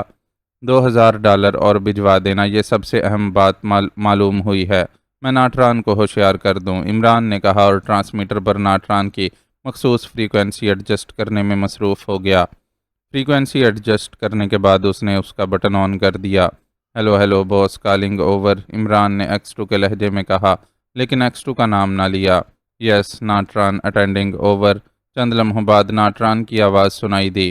پاکنڈو سے آج رات کی فلائٹ میں ایک آدمی مارتھیلو آرنسٹ کے نام سے کافرستان پہنچ رہا ہے، ایئرپورٹ سے اس فلائٹ کا کافرستان پہنچنے کا وقت معلوم کر لینا۔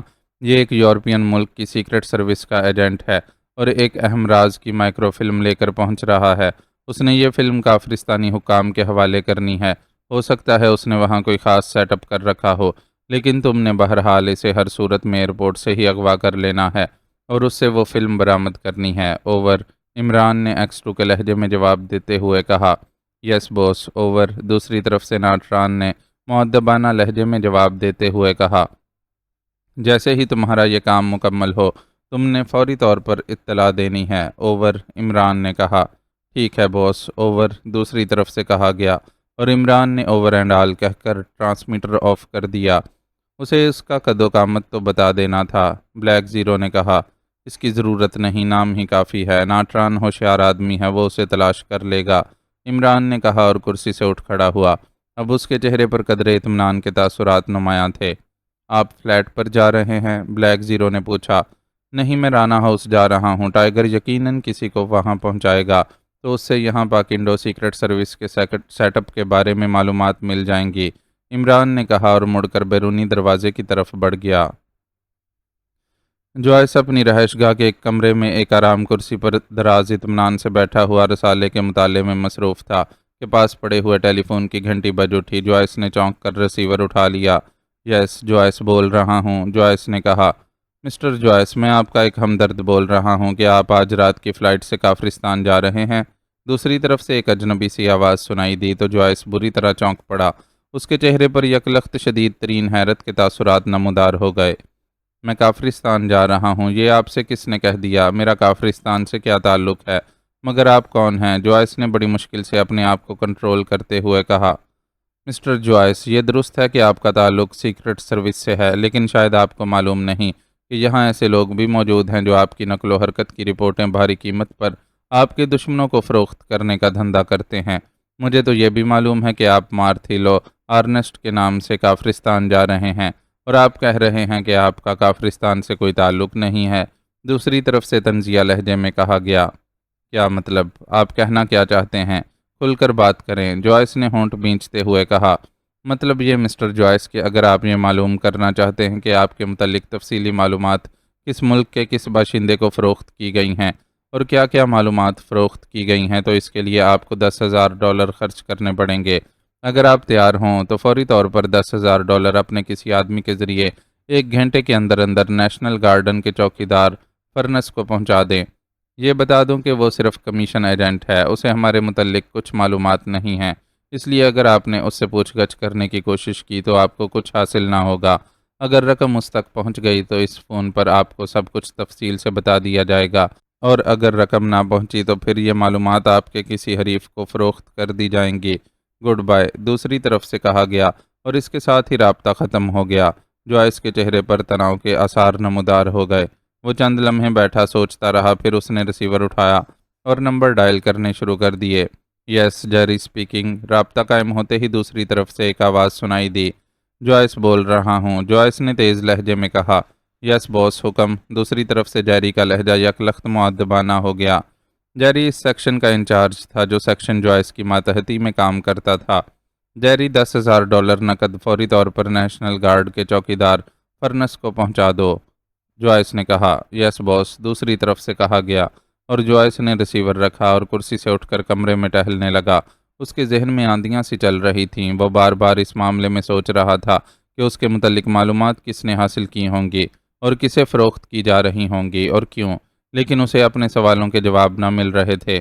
اسی طرح ٹہلتے ٹہلتے اسے کافی دیر گزر گئی تو وہ دوبارہ کرسی پر بیٹھ گیا۔ اب اسے اس آدمی کی کال کا انتظار تھا، اور پھر واقعی 1 گھنٹے بعد ٹیلی فون کی گھنٹی بج اٹھی۔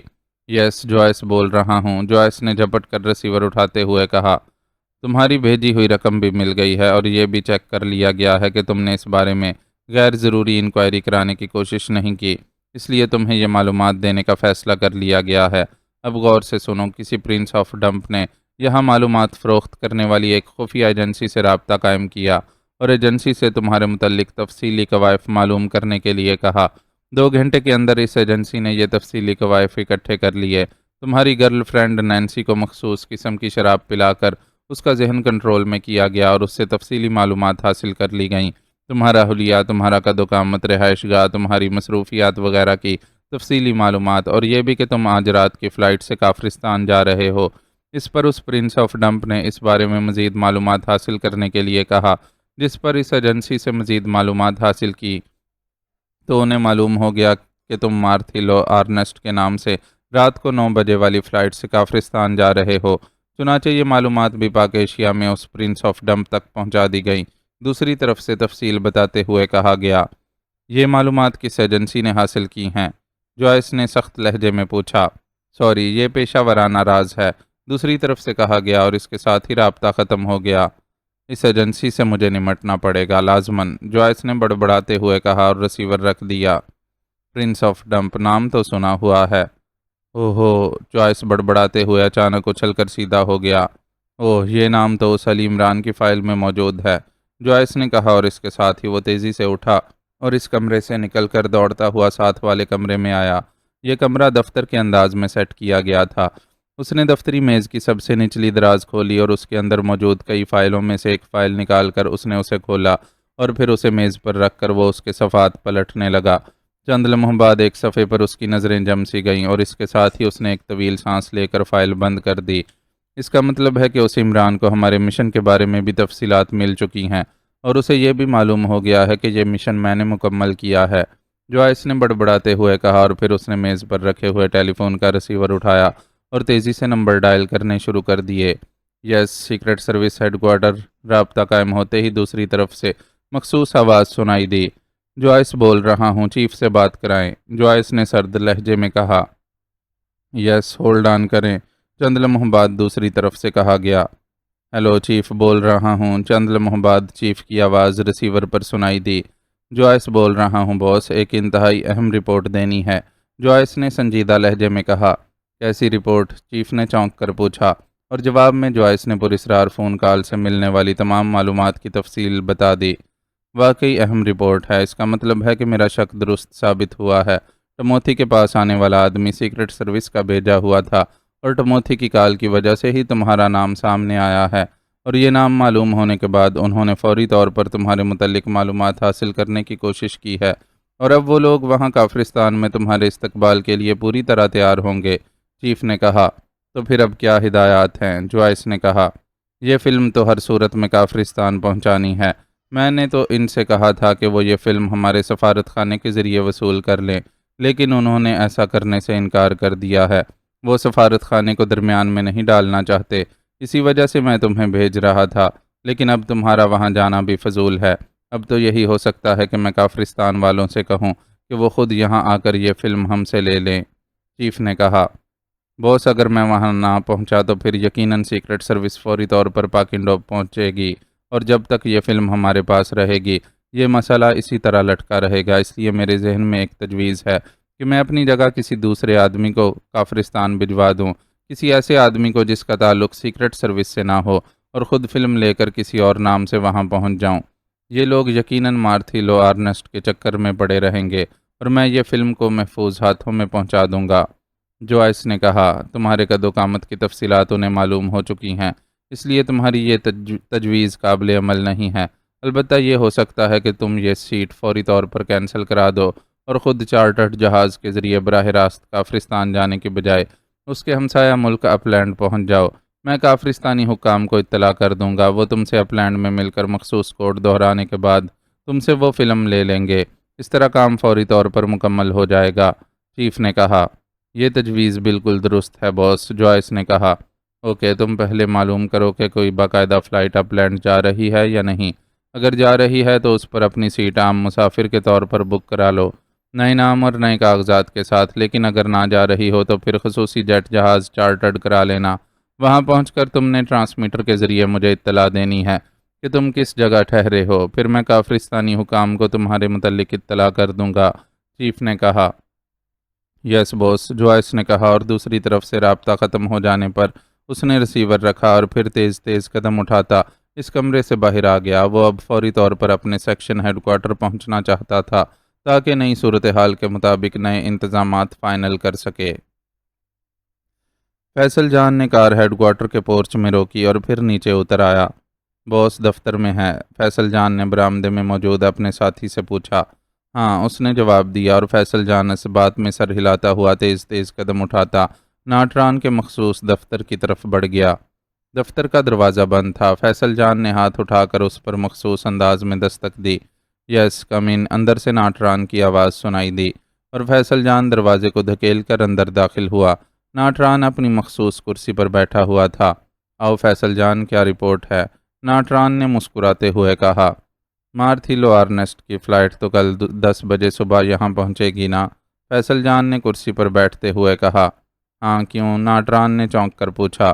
تو کل صبح تک انتظار کرنے کی ضرورت نہیں رہی۔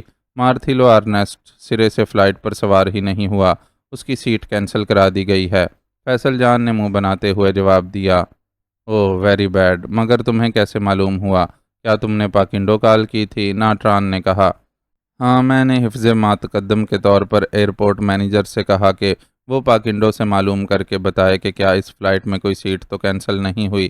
آپ کو تو معلوم ہے کہ مینیجر میرا گہرا دوست ہے، چنانچہ اس نے میرے کہنے پر کال کی تو پتہ چلا کہ آرنسٹ کی سیٹ بک تھی، جو عین آخری لمحات میں کینسل کرا دی گئی، اس لیے وہ سیٹ خالی ہے۔ ناٹران نے جواب دیتے ہوئے کہا، اس کا مطلب ہے کہ مجھے فوری طور پر ایکس 2 کو آگاہ کرنا چاہیے۔ ناٹران نے کہا اور میز کی دراز کھول کر اس نے مخصوص ٹرانسمیٹر نکالا اور اس کا بٹن آن کر دیا۔ اس پر ایکس 2 کی مخصوص فریکوینسی مستقل طور پر فکسڈ رہتی تھی اور اس جدید اور مخصوص ساخت کے ٹرانسمیٹر پر ہونے والی کال چیکنگ سے محفوظ رہتی تھی۔ ہیلو ہیلو، ناٹران کالنگ اوور۔ ناٹران نے بٹن آن کر کے بار بار کال دینا شروع کر دی۔ X 2 over. تھوڑی دیر بعد ٹرانسمیٹر سے ایکس 2 کی مخصوص آواز سنائی دی۔ باس مارتھیلو آرنسٹ، جس کے بارے میں آپ نے پہلے ہدایات دی تھیں، وہ پاکنڈو سے فلائٹ پر سوار ہی نہیں ہوا۔ اس نے آخری لمحات میں سیٹ کینسل کرا دی اور یہ سیٹ خالی آ رہی ہے۔ اوور، ناٹران نے کہا۔ اس کے باوجود تم چیکنگ جاری رکھو، اس کے قد و قامت کی تفصیل بھی سن لو، ہو سکتا ہے اس نے 2 سیٹیں مختلف ناموں سے بک کرائی ہوں۔ اوور، ایکس 2 نے کہا اور اس کے ساتھ ہی اس نے جوائس کے قد و قامت وغیرہ کی تفصیل بتا دی۔ یس سر، اوور، ناٹران نے کہا اور پھر دوسری طرف سے اوور اینڈ آل کے الفاظ سن کر اس نے ٹرانسمیٹر آف کر دیا۔ چیف باس نے واقعی انتہائی ذہانت امیز بات کی ہے۔ مجھے تو لگ رہا ہے کہ اس جوائس نے واقعی ایسا کیا ہوگا کہ 2 مختلف ناموں پر سیٹیں بک کرائی ہوں گی اور پھر آخری لمحات میں ایک سیٹ کینسل کرا دی ہوگی اور دوسری سیٹ پر اطمینان سے آ رہا ہوگا۔ فیصل جان نے تحسین آمیز لہجے میں کہا۔ ہاں چیف، آخر چیف ہے، میرا تو اس پوائنٹ کی طرف خیال بھی نہ گیا تھا، لیکن میں اب سوچ رہا ہوں کہ کیوں نہ اس بارے میں کچھ مزید تحقیقات بھی کی جائیں، کیونکہ وہ سیکرٹ ایجنٹ ہے، ہو سکتا ہے اس نے اپنے معمول کی قد و قامت میں بھی کسی طرح فرق ڈال دیا ہو۔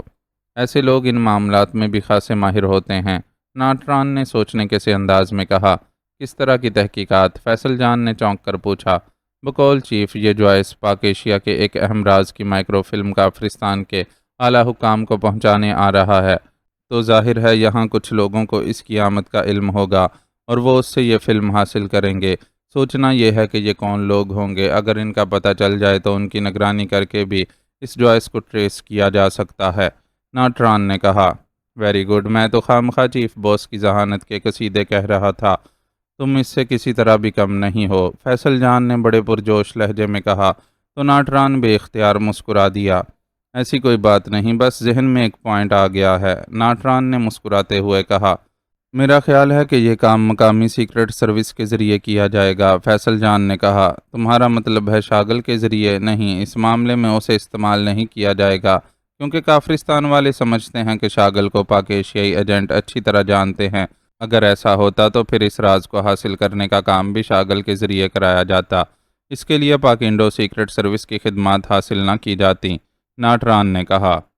اوہو، 1 منٹ، میں ابھی معلوم کر لیتا ہوں، 1 منٹ، اچانک فیصل جان نے ایک خیال کے آتے ہی چونک کر کہا اور پھر تیزی سے میز پر موجود ٹیلی فون کا ریسیور اٹھا کر اس نے نمبر ڈائل کرنے شروع کر دیے۔ یس، کستوری بلڈنگ، دوسری طرف سے ایک آواز سنائی دی۔ فلیٹ نمبر 12 کی مس ریحانہ سے بات کرائیے، میں شہزادہ بول رہا ہوں، فیصل جان نے کہا۔ ہولڈ کیجئے، دوسری طرف سے کہا گیا۔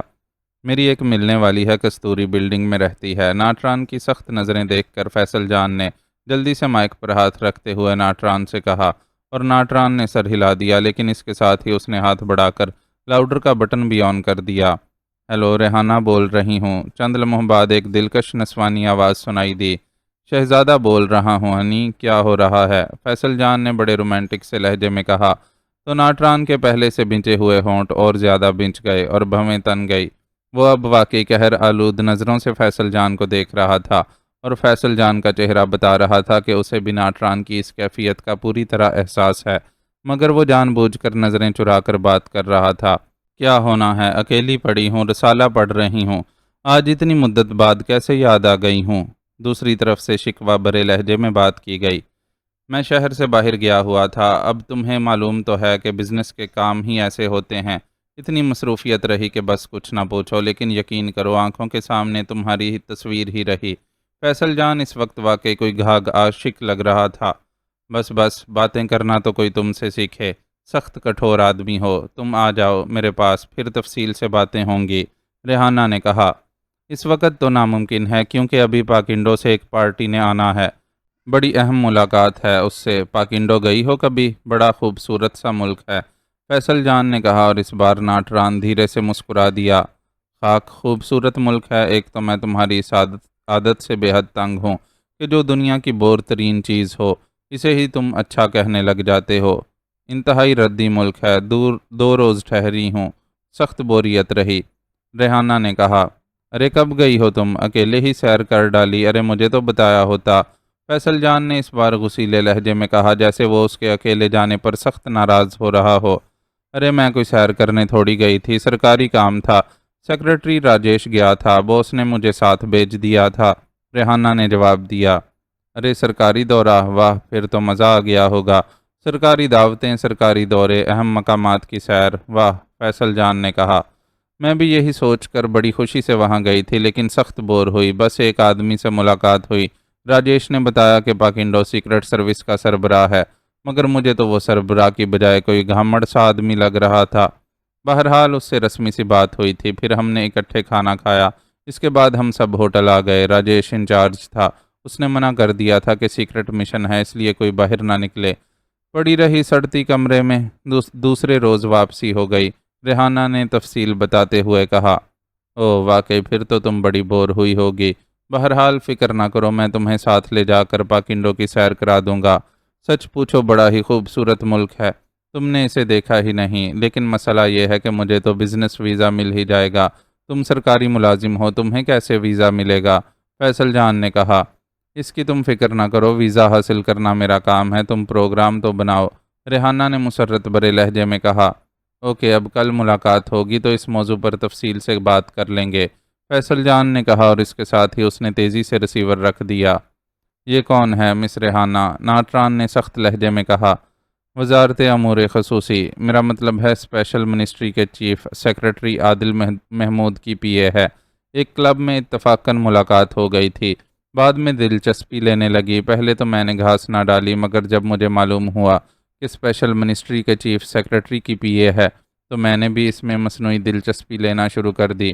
آپ کو معلوم تو ہے کہ یہاں سیکرٹ سروس، سینٹرل انٹیلیجنس اور اس قسم کی دیگر تمام ایجنسیاں اسپیشل منسٹری کے تحت ہی کام کرتی ہیں، اس لیے اگر اس سے مفید معلومات مل جاتی ہیں تو کیا حرج ہے؟ اب بھی مجھے اچانک خیال آیا کہ ہو سکتا ہے کہ پاکنڈو سیکرٹ سروس کے ساتھ اسپیشل منسٹری نے ہی رابطہ قائم کیا ہو، اس لیے میں نے فون کیا تھا، اور آپ نے دیکھا کہ میرا خیال درست ثابت ہوا ہے۔ سیکنڈ سیکرٹری راجیش نے سارا رابطہ کیا ہے، اور اب بھی یقیناً وہی اس جوائس سے ملے گا، فیصل جان نے جلدی وضاحت کرتے ہوئے کہا۔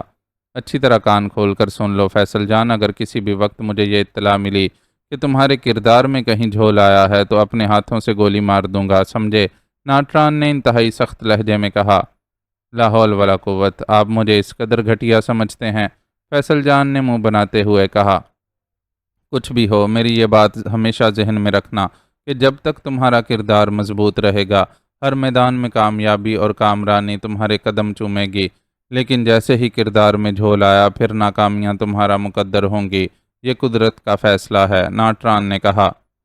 سن لیا ہے جناب، بالکل سن لیا ہے، یا اللہ کس بنجر اور ویران بوس سے پالا پڑا ہے، ذرا سی بات کی اور جناب کے تیور بگڑ گئے۔ بہرحال بے فکر رہیں، فیصل جان کی طرف سے کبھی کوئی شکایت نہ ہوگی، فیصل جان نے ضد ہونے کے سے انداز میں کہا، اور ناٹران بے اختیار مسکرا دیا۔ ویسے تم نے کمال ہوشیاری سے اس سے سب کچھ اگلوایا ہے، بڑے شاطرانہ انداز میں، ناٹران نے مسکراتے ہوئے کہا۔ جناب آخر شاگرد کس کا ہوں؟ فیصل جان نے سینہ تانتے ہوئے کہا، اور ناٹران بے اختیار کھلکھلا کر ہنس پڑا۔ میں اس راجیش کی نگرانی کا حکم دے دیتا ہوں، تم نے واقعی انتہائی شاندار کلو تلاش کر لیا ہے، اب اس جوائس کو آسانی سے تلاش کیا جا سکتا ہے، ناٹران نے کہا، اور ریسیور کی طرف ہاتھ بڑھا دیا۔ ارے یہ کلو میں نے ڈھونڈا ہے تو کامیابی کا صحرا بھی میں اپنے سر باندھوں گا، آپ بے شک چھہارے تقسیم نہ کریں مگر مجھے صحرا باندھنے کے لطف سے تو محروم نہ کریں، فیصل جان نے اس کے ہاتھ پر ہاتھ رکھتے ہوئے کہا۔ بڑا شوق ہے تمہیں صحرا باندھنے کا، یقیناً اس ریحانہ سے گفتگو کا اثر ہے، بہرحال ٹھیک ہے، تم اس پر کام کرو، لیکن یہ سن لو کہ ناکامی کی رپورٹ میں نہیں سنوں گا، ناٹران نے مسکراتے ہوئے کہا۔ شکریہ، اب میں چلتا ہوں تاکہ اس معاملے میں ابتدائی انتظامات کر لوں، فیصل جان نے کہا، اور ناٹران کے سر ہلانے پر وہ تیزی سے مڑا اور بیرونی دروازے کی طرف بڑھ گیا۔ जॉयस को अपलैंड पहुंचे हुए आज दूसरा दिन था। वो अपलैंड के सबसे बड़े कोहिसार होटल में मुकीम था। उसके चेहरे पर अक्रीमियन मेकअप था और इन 2 रोज़ में उसने स्याहों के अंदाज में पूरे अपलैंड की सैर कर डाली थी। लेकिन सैर के साथ साथ उसका मकसद अपनी निगरानी को चेक करना था। लेकिन इन 2 रोज़ के दौरान उसे ये देखकर पूरी तरह इत्मीनान हो गया था कि उसकी निगरानी किसी तरह भी नहीं की जा रही थी। इस वक्त वो होटल में अपने कमरे में बैठा शराब पीने में मसरूफ़ था। अब काम मुकम्मल हो जाना चाहिए, अब कोई मसला नहीं रहा, जॉयस ने बड़बड़ाते हुए कहा, और फिर हाथ में पकड़ा हुआ शराब का जाम उसने मेज़ पर रखा और उठकर वार्डरोब की तरफ बढ़ गया जिसमें उसका सामान मौजूद था। उसने अलमारी खोली और उसमें मौजूद अपना ब्रीफ केस निकाल कर उसे खोला और उसके अंदर मौजूद जदीद साख्त का कैमरा उठाकर उसने ब्रीफ केस बंद करके वापस अलमारी में रखा और कैमरा लेकर वापस कुर्सी पर आकर बैठ गया।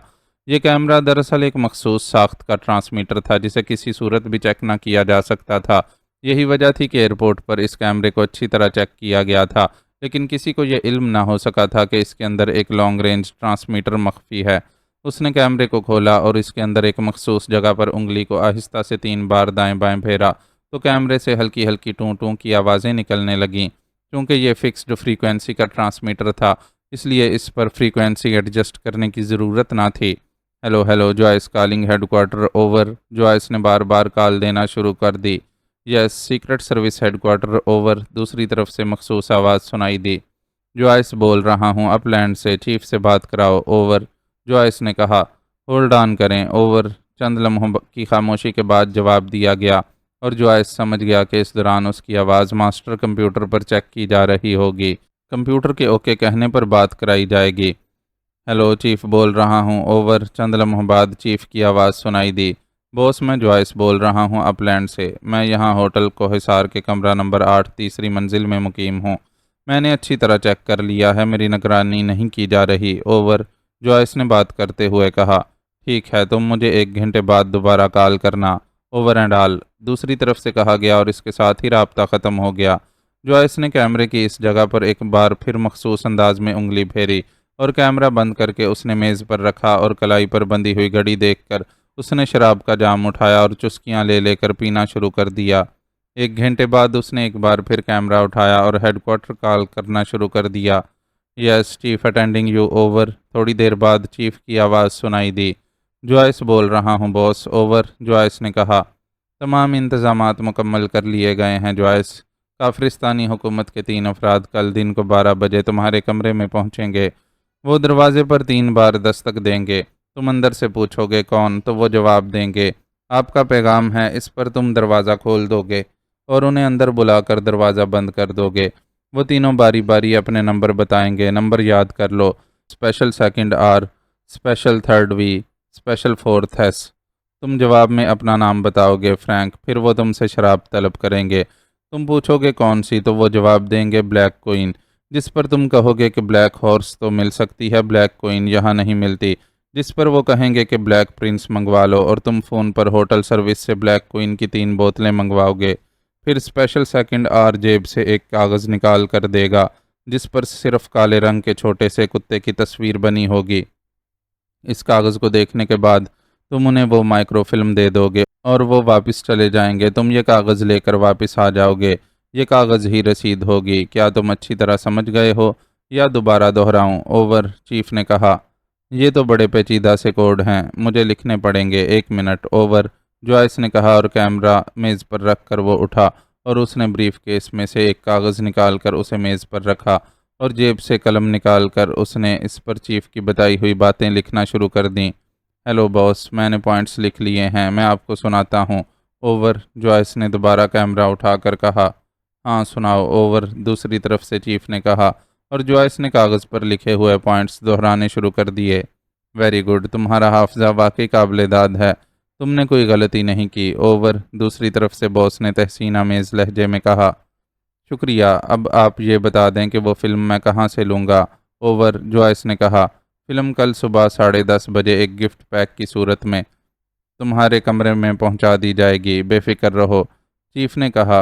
Yes boss over. जॉयस ने कहा और फिर दूसरी तरफ से ओवर एंड ऑल के अल्फाज सुनकर उसने ट्रांसमीटर को मखसूस अंदाज में ऑफ किया और फिर कैमरा बंद करके उसने इसे दोबारा ब्रीफ केस में रखा और इत्मीनान से کمرے کے بیرونی دروازے کی طرف بڑھ گیا تاکہ نیچے ڈائننگ ہال میں جا کر اطمینان سے کھانا کھا سکے۔ عمران جیسے ہی دانش منزل کے آپریشن روم میں داخل ہوا، بلیک زیرو احتراماً اٹھ کھڑا ہوا۔ بیٹھو، کوئی خاص بات؟ عمران نے اپنی مخصوص کرسی پر بیٹھتے ہوئے مسکرا کر کہا۔ جی ہاں، ابھی تھوڑی دیر پہلے ناٹران کی کال آئی تھی۔ اس نے بتایا ہے کہ مارتھیلو آرنسٹ کی سیٹ آخری لمحات میں کینسل کرا دی گئی ہے اور سیٹ خالی آ رہی ہے۔ میں نے اسے جوائس کا قد و قامت بتا کر یہ ہدایت کر دی ہے کہ وہ پھر بھی نگرانی کرے۔ ہو سکتا ہے کہ اس نے 2 علیحدہ ناموں سے سیٹیں بک کرائی ہوں، بلیک زیرو نے کہا۔ اوہ، یہ تو انتہائی اہم بات ہے۔ اس کا مطلب ہے کہ پاک انڈو سیکرٹ سروس کو اس امر کی اطلاع مل گئی ہے کہ ہم نے ان کے بارے میں اطلاعات حاصل کی ہیں۔ اگر تمہارا خیال درست ہوتا تو ضروری تو نہیں تھا کہ وہ مارتھیلو آرنسٹ والی سیٹ ہی کینسل کراتا، وہ دوسری سیٹ بھی تو کینسل کرا سکتا تھا۔ عمران نے انتہائی سنجیدہ لہجے میں کہا۔ لیکن انہیں کس طرح اطلاع مل گئی ہوگی؟ بلیک زیرو نے حیران ہو کر کہا۔ یہ یقیناً اسی البرٹ فاؤنڈیشن کی حرکت ہوگی۔ چھوٹے ملکوں میں ایسی شکایات اکثر پیدا ہوتی رہتی ہیں۔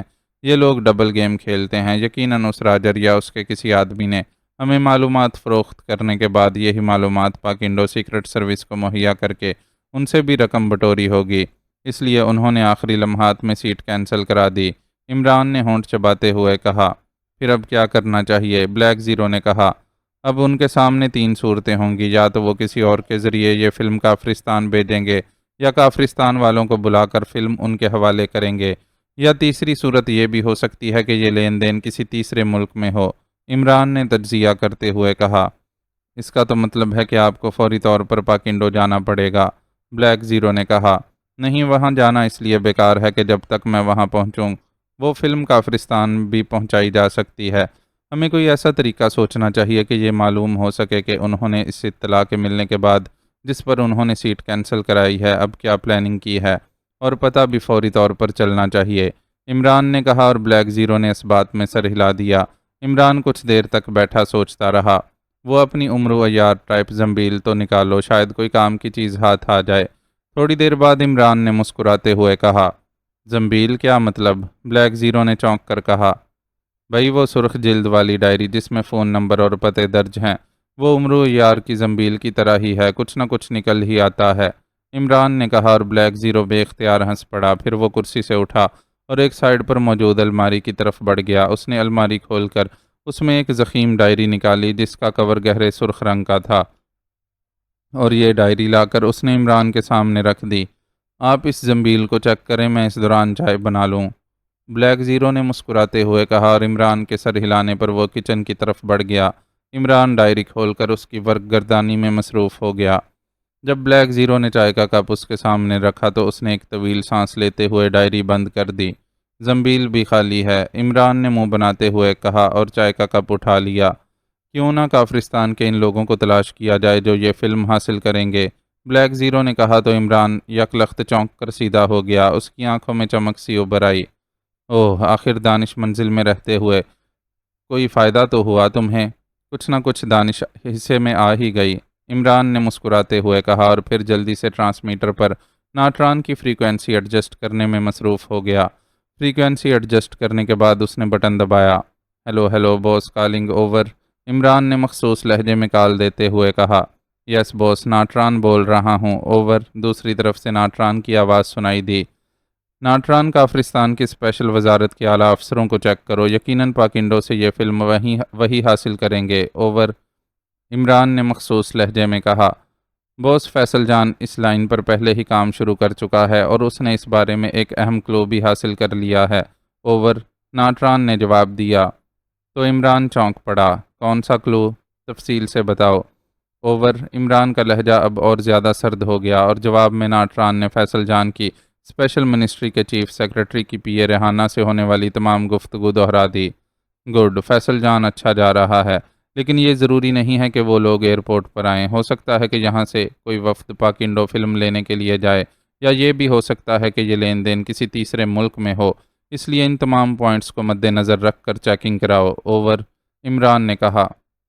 یس سر، ویسے میرا خیال ہے کہ اس کیس کا انچارج سیکنڈ سیکرٹری راجیش ہی ہے، اور فیصل جان اس راجیش کی ہی نگرانی کرے گا، اوور، ناٹران نے کہا۔ جیسے ہی فیصل جان کوئی رپورٹ دے مجھے فوری اطلاع دینا، اوور اینڈ آل، عمران نے کہا اور ٹرانسمیٹر آف کر دیا۔ فیصل جان خاصا ذہین نوجوان ہے، لیکن مسئلہ چار کونوں پر فٹ نہیں ہو رہا۔ ہو سکتا ہے کہ راجیش اس میں ملوث نہ ہو، کوئی اور سیکشن کام کر رہا ہو۔ اصل اور حتمی معلومات پاکنڈو سے ہی مل سکتی ہیں، لیکن عمران نے ٹرانسمیٹر آف کر کے خود کلامی کے سے انداز میں کہا اور پھر اٹھ کر وہ تیز تیز قدم اٹھاتا لائبریری کی طرف بڑھ گیا۔ اس کی پیشانی پر بے شمار شکنیں ابھر آئی تھیں۔ بلیک زیرو خاموش بیٹھا رہا۔ ظاہر ہے الجھن تو اسے بھی محسوس ہو رہی تھی، لیکن اس کا کوئی واضح اور حتمی حل سمجھ میں نہ آ رہا تھا۔ تھوڑی دیر کے بعد عمران واپس آپریشن روم میں داخل ہوا تو اس کے چہرے پر مسکراہٹ تھی۔ کیا ہوا، کوئی کلو مل گیا ہے؟ بلیک زیرو نے چونک کر پوچھا۔ خدا شکر خورے کو شکر دے ہی دیتا ہے۔ پاکنڈو سیکرٹ سروس کے سابق چیف کی بیوہ کا فون نمبر مل گیا ہے، شاید کام بن جائے، عمران نے مسکراتے ہوئے کہا اور پھر ٹیلی فون کا ریسیور اٹھا کر اس نے تیزی سے نمبر ڈائل کرنے شروع کر دیے۔ بلیک زیرو خاموش بیٹھا اسے دیکھتا رہا۔ یس، جیکولین سپیکنگ۔ رابطہ قائم ہوتے ہی ایک نسوانی آواز سنائی دی، لیکن لہجہ بے حد کرخت تھا، جیسے بولنے والی انتہائی خشک اور کرخت مزاج عورت ہو۔ آپ کے لہجے کی کرختگی بتا رہی ہے کہ ابھی تک آپ بیوہ ہی ہیں، عمران نے مسکراتے ہوئے کہا۔ کیا کون بول رہے ہو؟ دوسری طرف سے چونک کر حیرت بھرے لہجے میں کہا گیا۔ بیوہ ہو جانے کا یہ مطلب تو نہیں کہ آپ اب میری آواز ہی نہ پہچان سکیں۔ بہرحال تفصیلی تعارف کرا دیتا ہوں، میرا نام علی عمران ہے اور میں پاک ایشیا سے بول رہا ہوں۔ آپ کو شاید یاد آ جائے کہ آپ سے کرائمیا میں ملاقات ہوئی تھی، جب آپ اپنے انجہانی شوہر شوننگ کے ساتھ ایک بین الاقوامی میٹنگ میں شرکت کے لیے تشریف لائی تھیں۔ عمران نے جان بوجھ کر ایک فرضی میٹنگ کا حوالہ دیتے ہوئے کہا۔ سوری مسٹر علی عمران، مجھے تو ایسی کوئی بات یاد نہیں آ رہی۔ کرائمیا تو میں شوننگ مرحوم کے ساتھ بے شک گئی ہوں گی، لیکن بہرحال بتاؤ تم نے کیوں فون کیا ہے اور میرا فون نمبر تم تک کیسے پہنچ گیا ہے؟ اس بار بولنے والی کا لہجہ بے حد نرم تھا۔ مرحوم شوننگ کے ساتھ پرانی دوستی کے حوالے سے ایک اطلاع دینی تھی۔ دراصل میں نے اسے بھی اپنا فرض سمجھا تھا۔ آپ کی اکلوتی بیٹی میری بھی سیکرٹ سروس میں کام کرتی ہے، اور ویسے تو پاک ایشیا اور پاکنڈو کے درمیان تعلقات بے حد اچھے ہیں، لیکن آپ کے شوہر شوننگ کے بعد سیکرٹ سروس کا چیف جن صاحب کو بنایا گیا ہے، انہوں نے کافرستان سے مل کر پاک ایشیا کے خلاف ایک خوفناک سازش کی ہے، اور آپ جانتی ہیں کہ جہاں ملکوں کا معاملہ آ جائے وہاں پھر دوستی اور رشتے نہیں دیکھے جاتے۔ لیکن مجھے یقین ہے کہ مس میری سیکرٹ سروس کے کسی فعال عہدے پر تو نہیں ہوں گی، لیکن پھر بھی وہ پاک ایشیا کی طرف سے لیے جانے والے انتقام کی زد میں آ سکتی ہیں، کیونکہ پاک ایشیا نے فیصلہ کر لیا ہے کہ اگر پاکنڈو سیکرٹ سروس اس سازش کو مکمل کرتی ہے تو پھر پاکنڈو سیکرٹ سروس سے خوفناک انتقام لیا جائے۔ اور آپ شاید یہ جانتی ہوں، مگر آپ کے مرحوم شوہر تو پاک ایشیا سیکرٹ سروس کی کارکردگی سے بہتر طور پر واقف تھے۔ عمران نے فائل میں درج شوننگ کی بیٹی مس میری کے سیکرٹ سروس کا رکن ہونے کے حوالے کو ایک نئے انداز میں استعمال کرتے ہوئے کہا۔ پاک ایشیا کے خلاف سازش، یہ کیسے ممکن ہے؟ مسٹر علی عمران، پاک ایشیا کے ساتھ تو پاکنڈو کے دوستانہ تعلقات ہیں، جیکولین نے حیرت بھرے لہجے میں کہا۔ پاکنڈو حکومت یہ سازش نہیں کر رہی، بلکہ یہ سازش سیکرٹ سروس کا نیا چیف کارلس گارگیو اپنے ایک ایجنٹ جوائس کے ساتھ مل کر رہا ہے، عمران نے جواب دیا۔ اوہو، ویری بیڈ، کارلس گارگیو ہے ہی گھٹیا آدمی، کاش میرا شوہر اس وقت زندہ ہوتا۔ بہرحال کیا تم بتاؤ گے کہ کیا سازش ہے؟ اگر واقعی کوئی سازش ہے تو یقین کرو مجھے اس گارگیو کے خلاف کام کر کے خوشی ہوگی، ویسے بھی میں اس سے ایک ذاتی انتقام لینا چاہتی ہوں۔ تمہیں شاید معلوم نہ ہو کہ میرے شوہر کی موت میں اس کا ہی ہاتھ تھا، اس نے چیف بننے کی غرض سے میرے شوہر کو قتل کرا دیا اور اسے حادثہ ظاہر کر دیا، لیکن میں مجبور تھی، میں اس سے انتقام نہ لے سکتی تھی، لیکن ہو سکتا ہے اب تمہاری وجہ سے یہ موقع مجھے مل جائے، جیکولین نے کہا۔ اوہ، ویری بیڈ، اس کا مطلب ہے کہ یہ شخص واقعی اس قابل نہیں کہ دوست ملک پاکنڈو کی سیکرٹ سروس کا چیف بنا رہے، عمران نے کہا۔ وہ بہت بڑا بلیک میلر ہے، اس نے پاکنڈو کے اعلیٰ حکام کو اپنی گرفت میں لے رکھا ہے۔ بہرحال مجھے تفصیل بتاؤ، جیکولین نے کہا، اور عمران نے اسے مختصر طور پر ساری صورتحال بتا دی۔ اوہ، یہ واقعی اس گارگیو کی ذاتی سازش ہی ہو سکتی ہے، ورنہ حکومت پاکنڈو کو اس طرح سے کیا فائدہ ہو سکتا ہے؟ لیکن اس معاملے میں تمہاری کیا مدد کر سکتی ہوں؟ جیکولین نے کہا، صرف اتنی کہ مجھے حتمی طور پر معلوم ہو جائے کہ گارگیو نے اس فلم کو کافرستان کے حوالے کرنے کی کیا پلاننگ بنائی ہے، عمران نے کہا۔ ٹھیک ہے، میرا خیال ہے میں یہ بات معلوم کر سکتی ہوں۔ میری اکلوتی بیٹی میری تو ریکارڈ روم میں کام کرتی ہے، اسے تو ان باتوں کا علم نہیں ہو سکتا۔ البتہ گارگیو کے ہیڈ کوارٹر کا انچارج آرتھر میرا خاص آدمی ہے، میں اس سے معلوم کر سکتی ہوں۔ تم مجھے اپنا فون نمبر بتا دو، میں رات کو آرتھر سے کلب میں ملوں گی تو اس سے بات کروں گی، جیکولین نے کہا۔ لیکن یہ دیکھ لیں کہ یہ آرتھر صاحب بااعتماد بھی ہیں یا نہیں، ایسا نہ ہو کہ وہ گارگیو کو بتا دے اور گارگیو آپ کا بھی دشمن بن جائے۔ میں نہیں چاہتا کہ میری وجہ سے آپ کی ذات کو کوئی نقصان پہنچے، عمران نے کہا۔ ارے نہیں، اس کی فکر مت کرو، آرتھر میرے ساتھ شادی کرنا چاہتا ہے، لیکن میں پہلے میری کی شادی سے فارغ ہونا چاہتی ہوں۔ بہرحال فکر مت کرو، آرتھر میری مرضی کے بغیر منہ سے بھاپ بھی نہ نکالے گا، جیکولین نے کہا۔ ٹھیک ہے، میں کل آپ کو خود ہی فون کر لوں گا، شکریہ، عمران نے کہا اور ریسیور رکھ دیا۔ یہ محترمہ تو خود انتقام لینے کے لیے تلی بیٹھی ہیں، میرا تو خیال تھا کہ اس کی اکلوتی بیٹی میری کی جان کے تحفظ کا چکر دے کر اسے آمادہ کروں گا، مگر وہ تو نہ جانے کب سے اس گارگیو کے خلاف موقع کے انتظار میں تھی۔ عمران نے مسکراتے ہوئے کہا، کیا یہ اس قدر اہم راز معلوم کر لے گی؟ بلیک زیرو نے کہا۔ فائل کے مطابق پاکنڈو سیکرٹ سروس عام ادارے کی طرح کام کرتی ہے، صرف اس کے فیلڈ ایجنٹ خفیہ رہتے ہیں، باقی سب کام عام دفتری انداز میں سر انجام دیا جاتا ہے۔ اب اور کوئی راستہ بھی تو نہ تھا، دیکھو شاید کام بن جائے، عمران نے مسکراتے ہوئے کہا اور بلیک زیرو نے اس بات میں سر ہلا دیا۔ معزز ناظرین و سامعین، لائک، کمنٹس اور شیئر ضرور کریں، شکریہ۔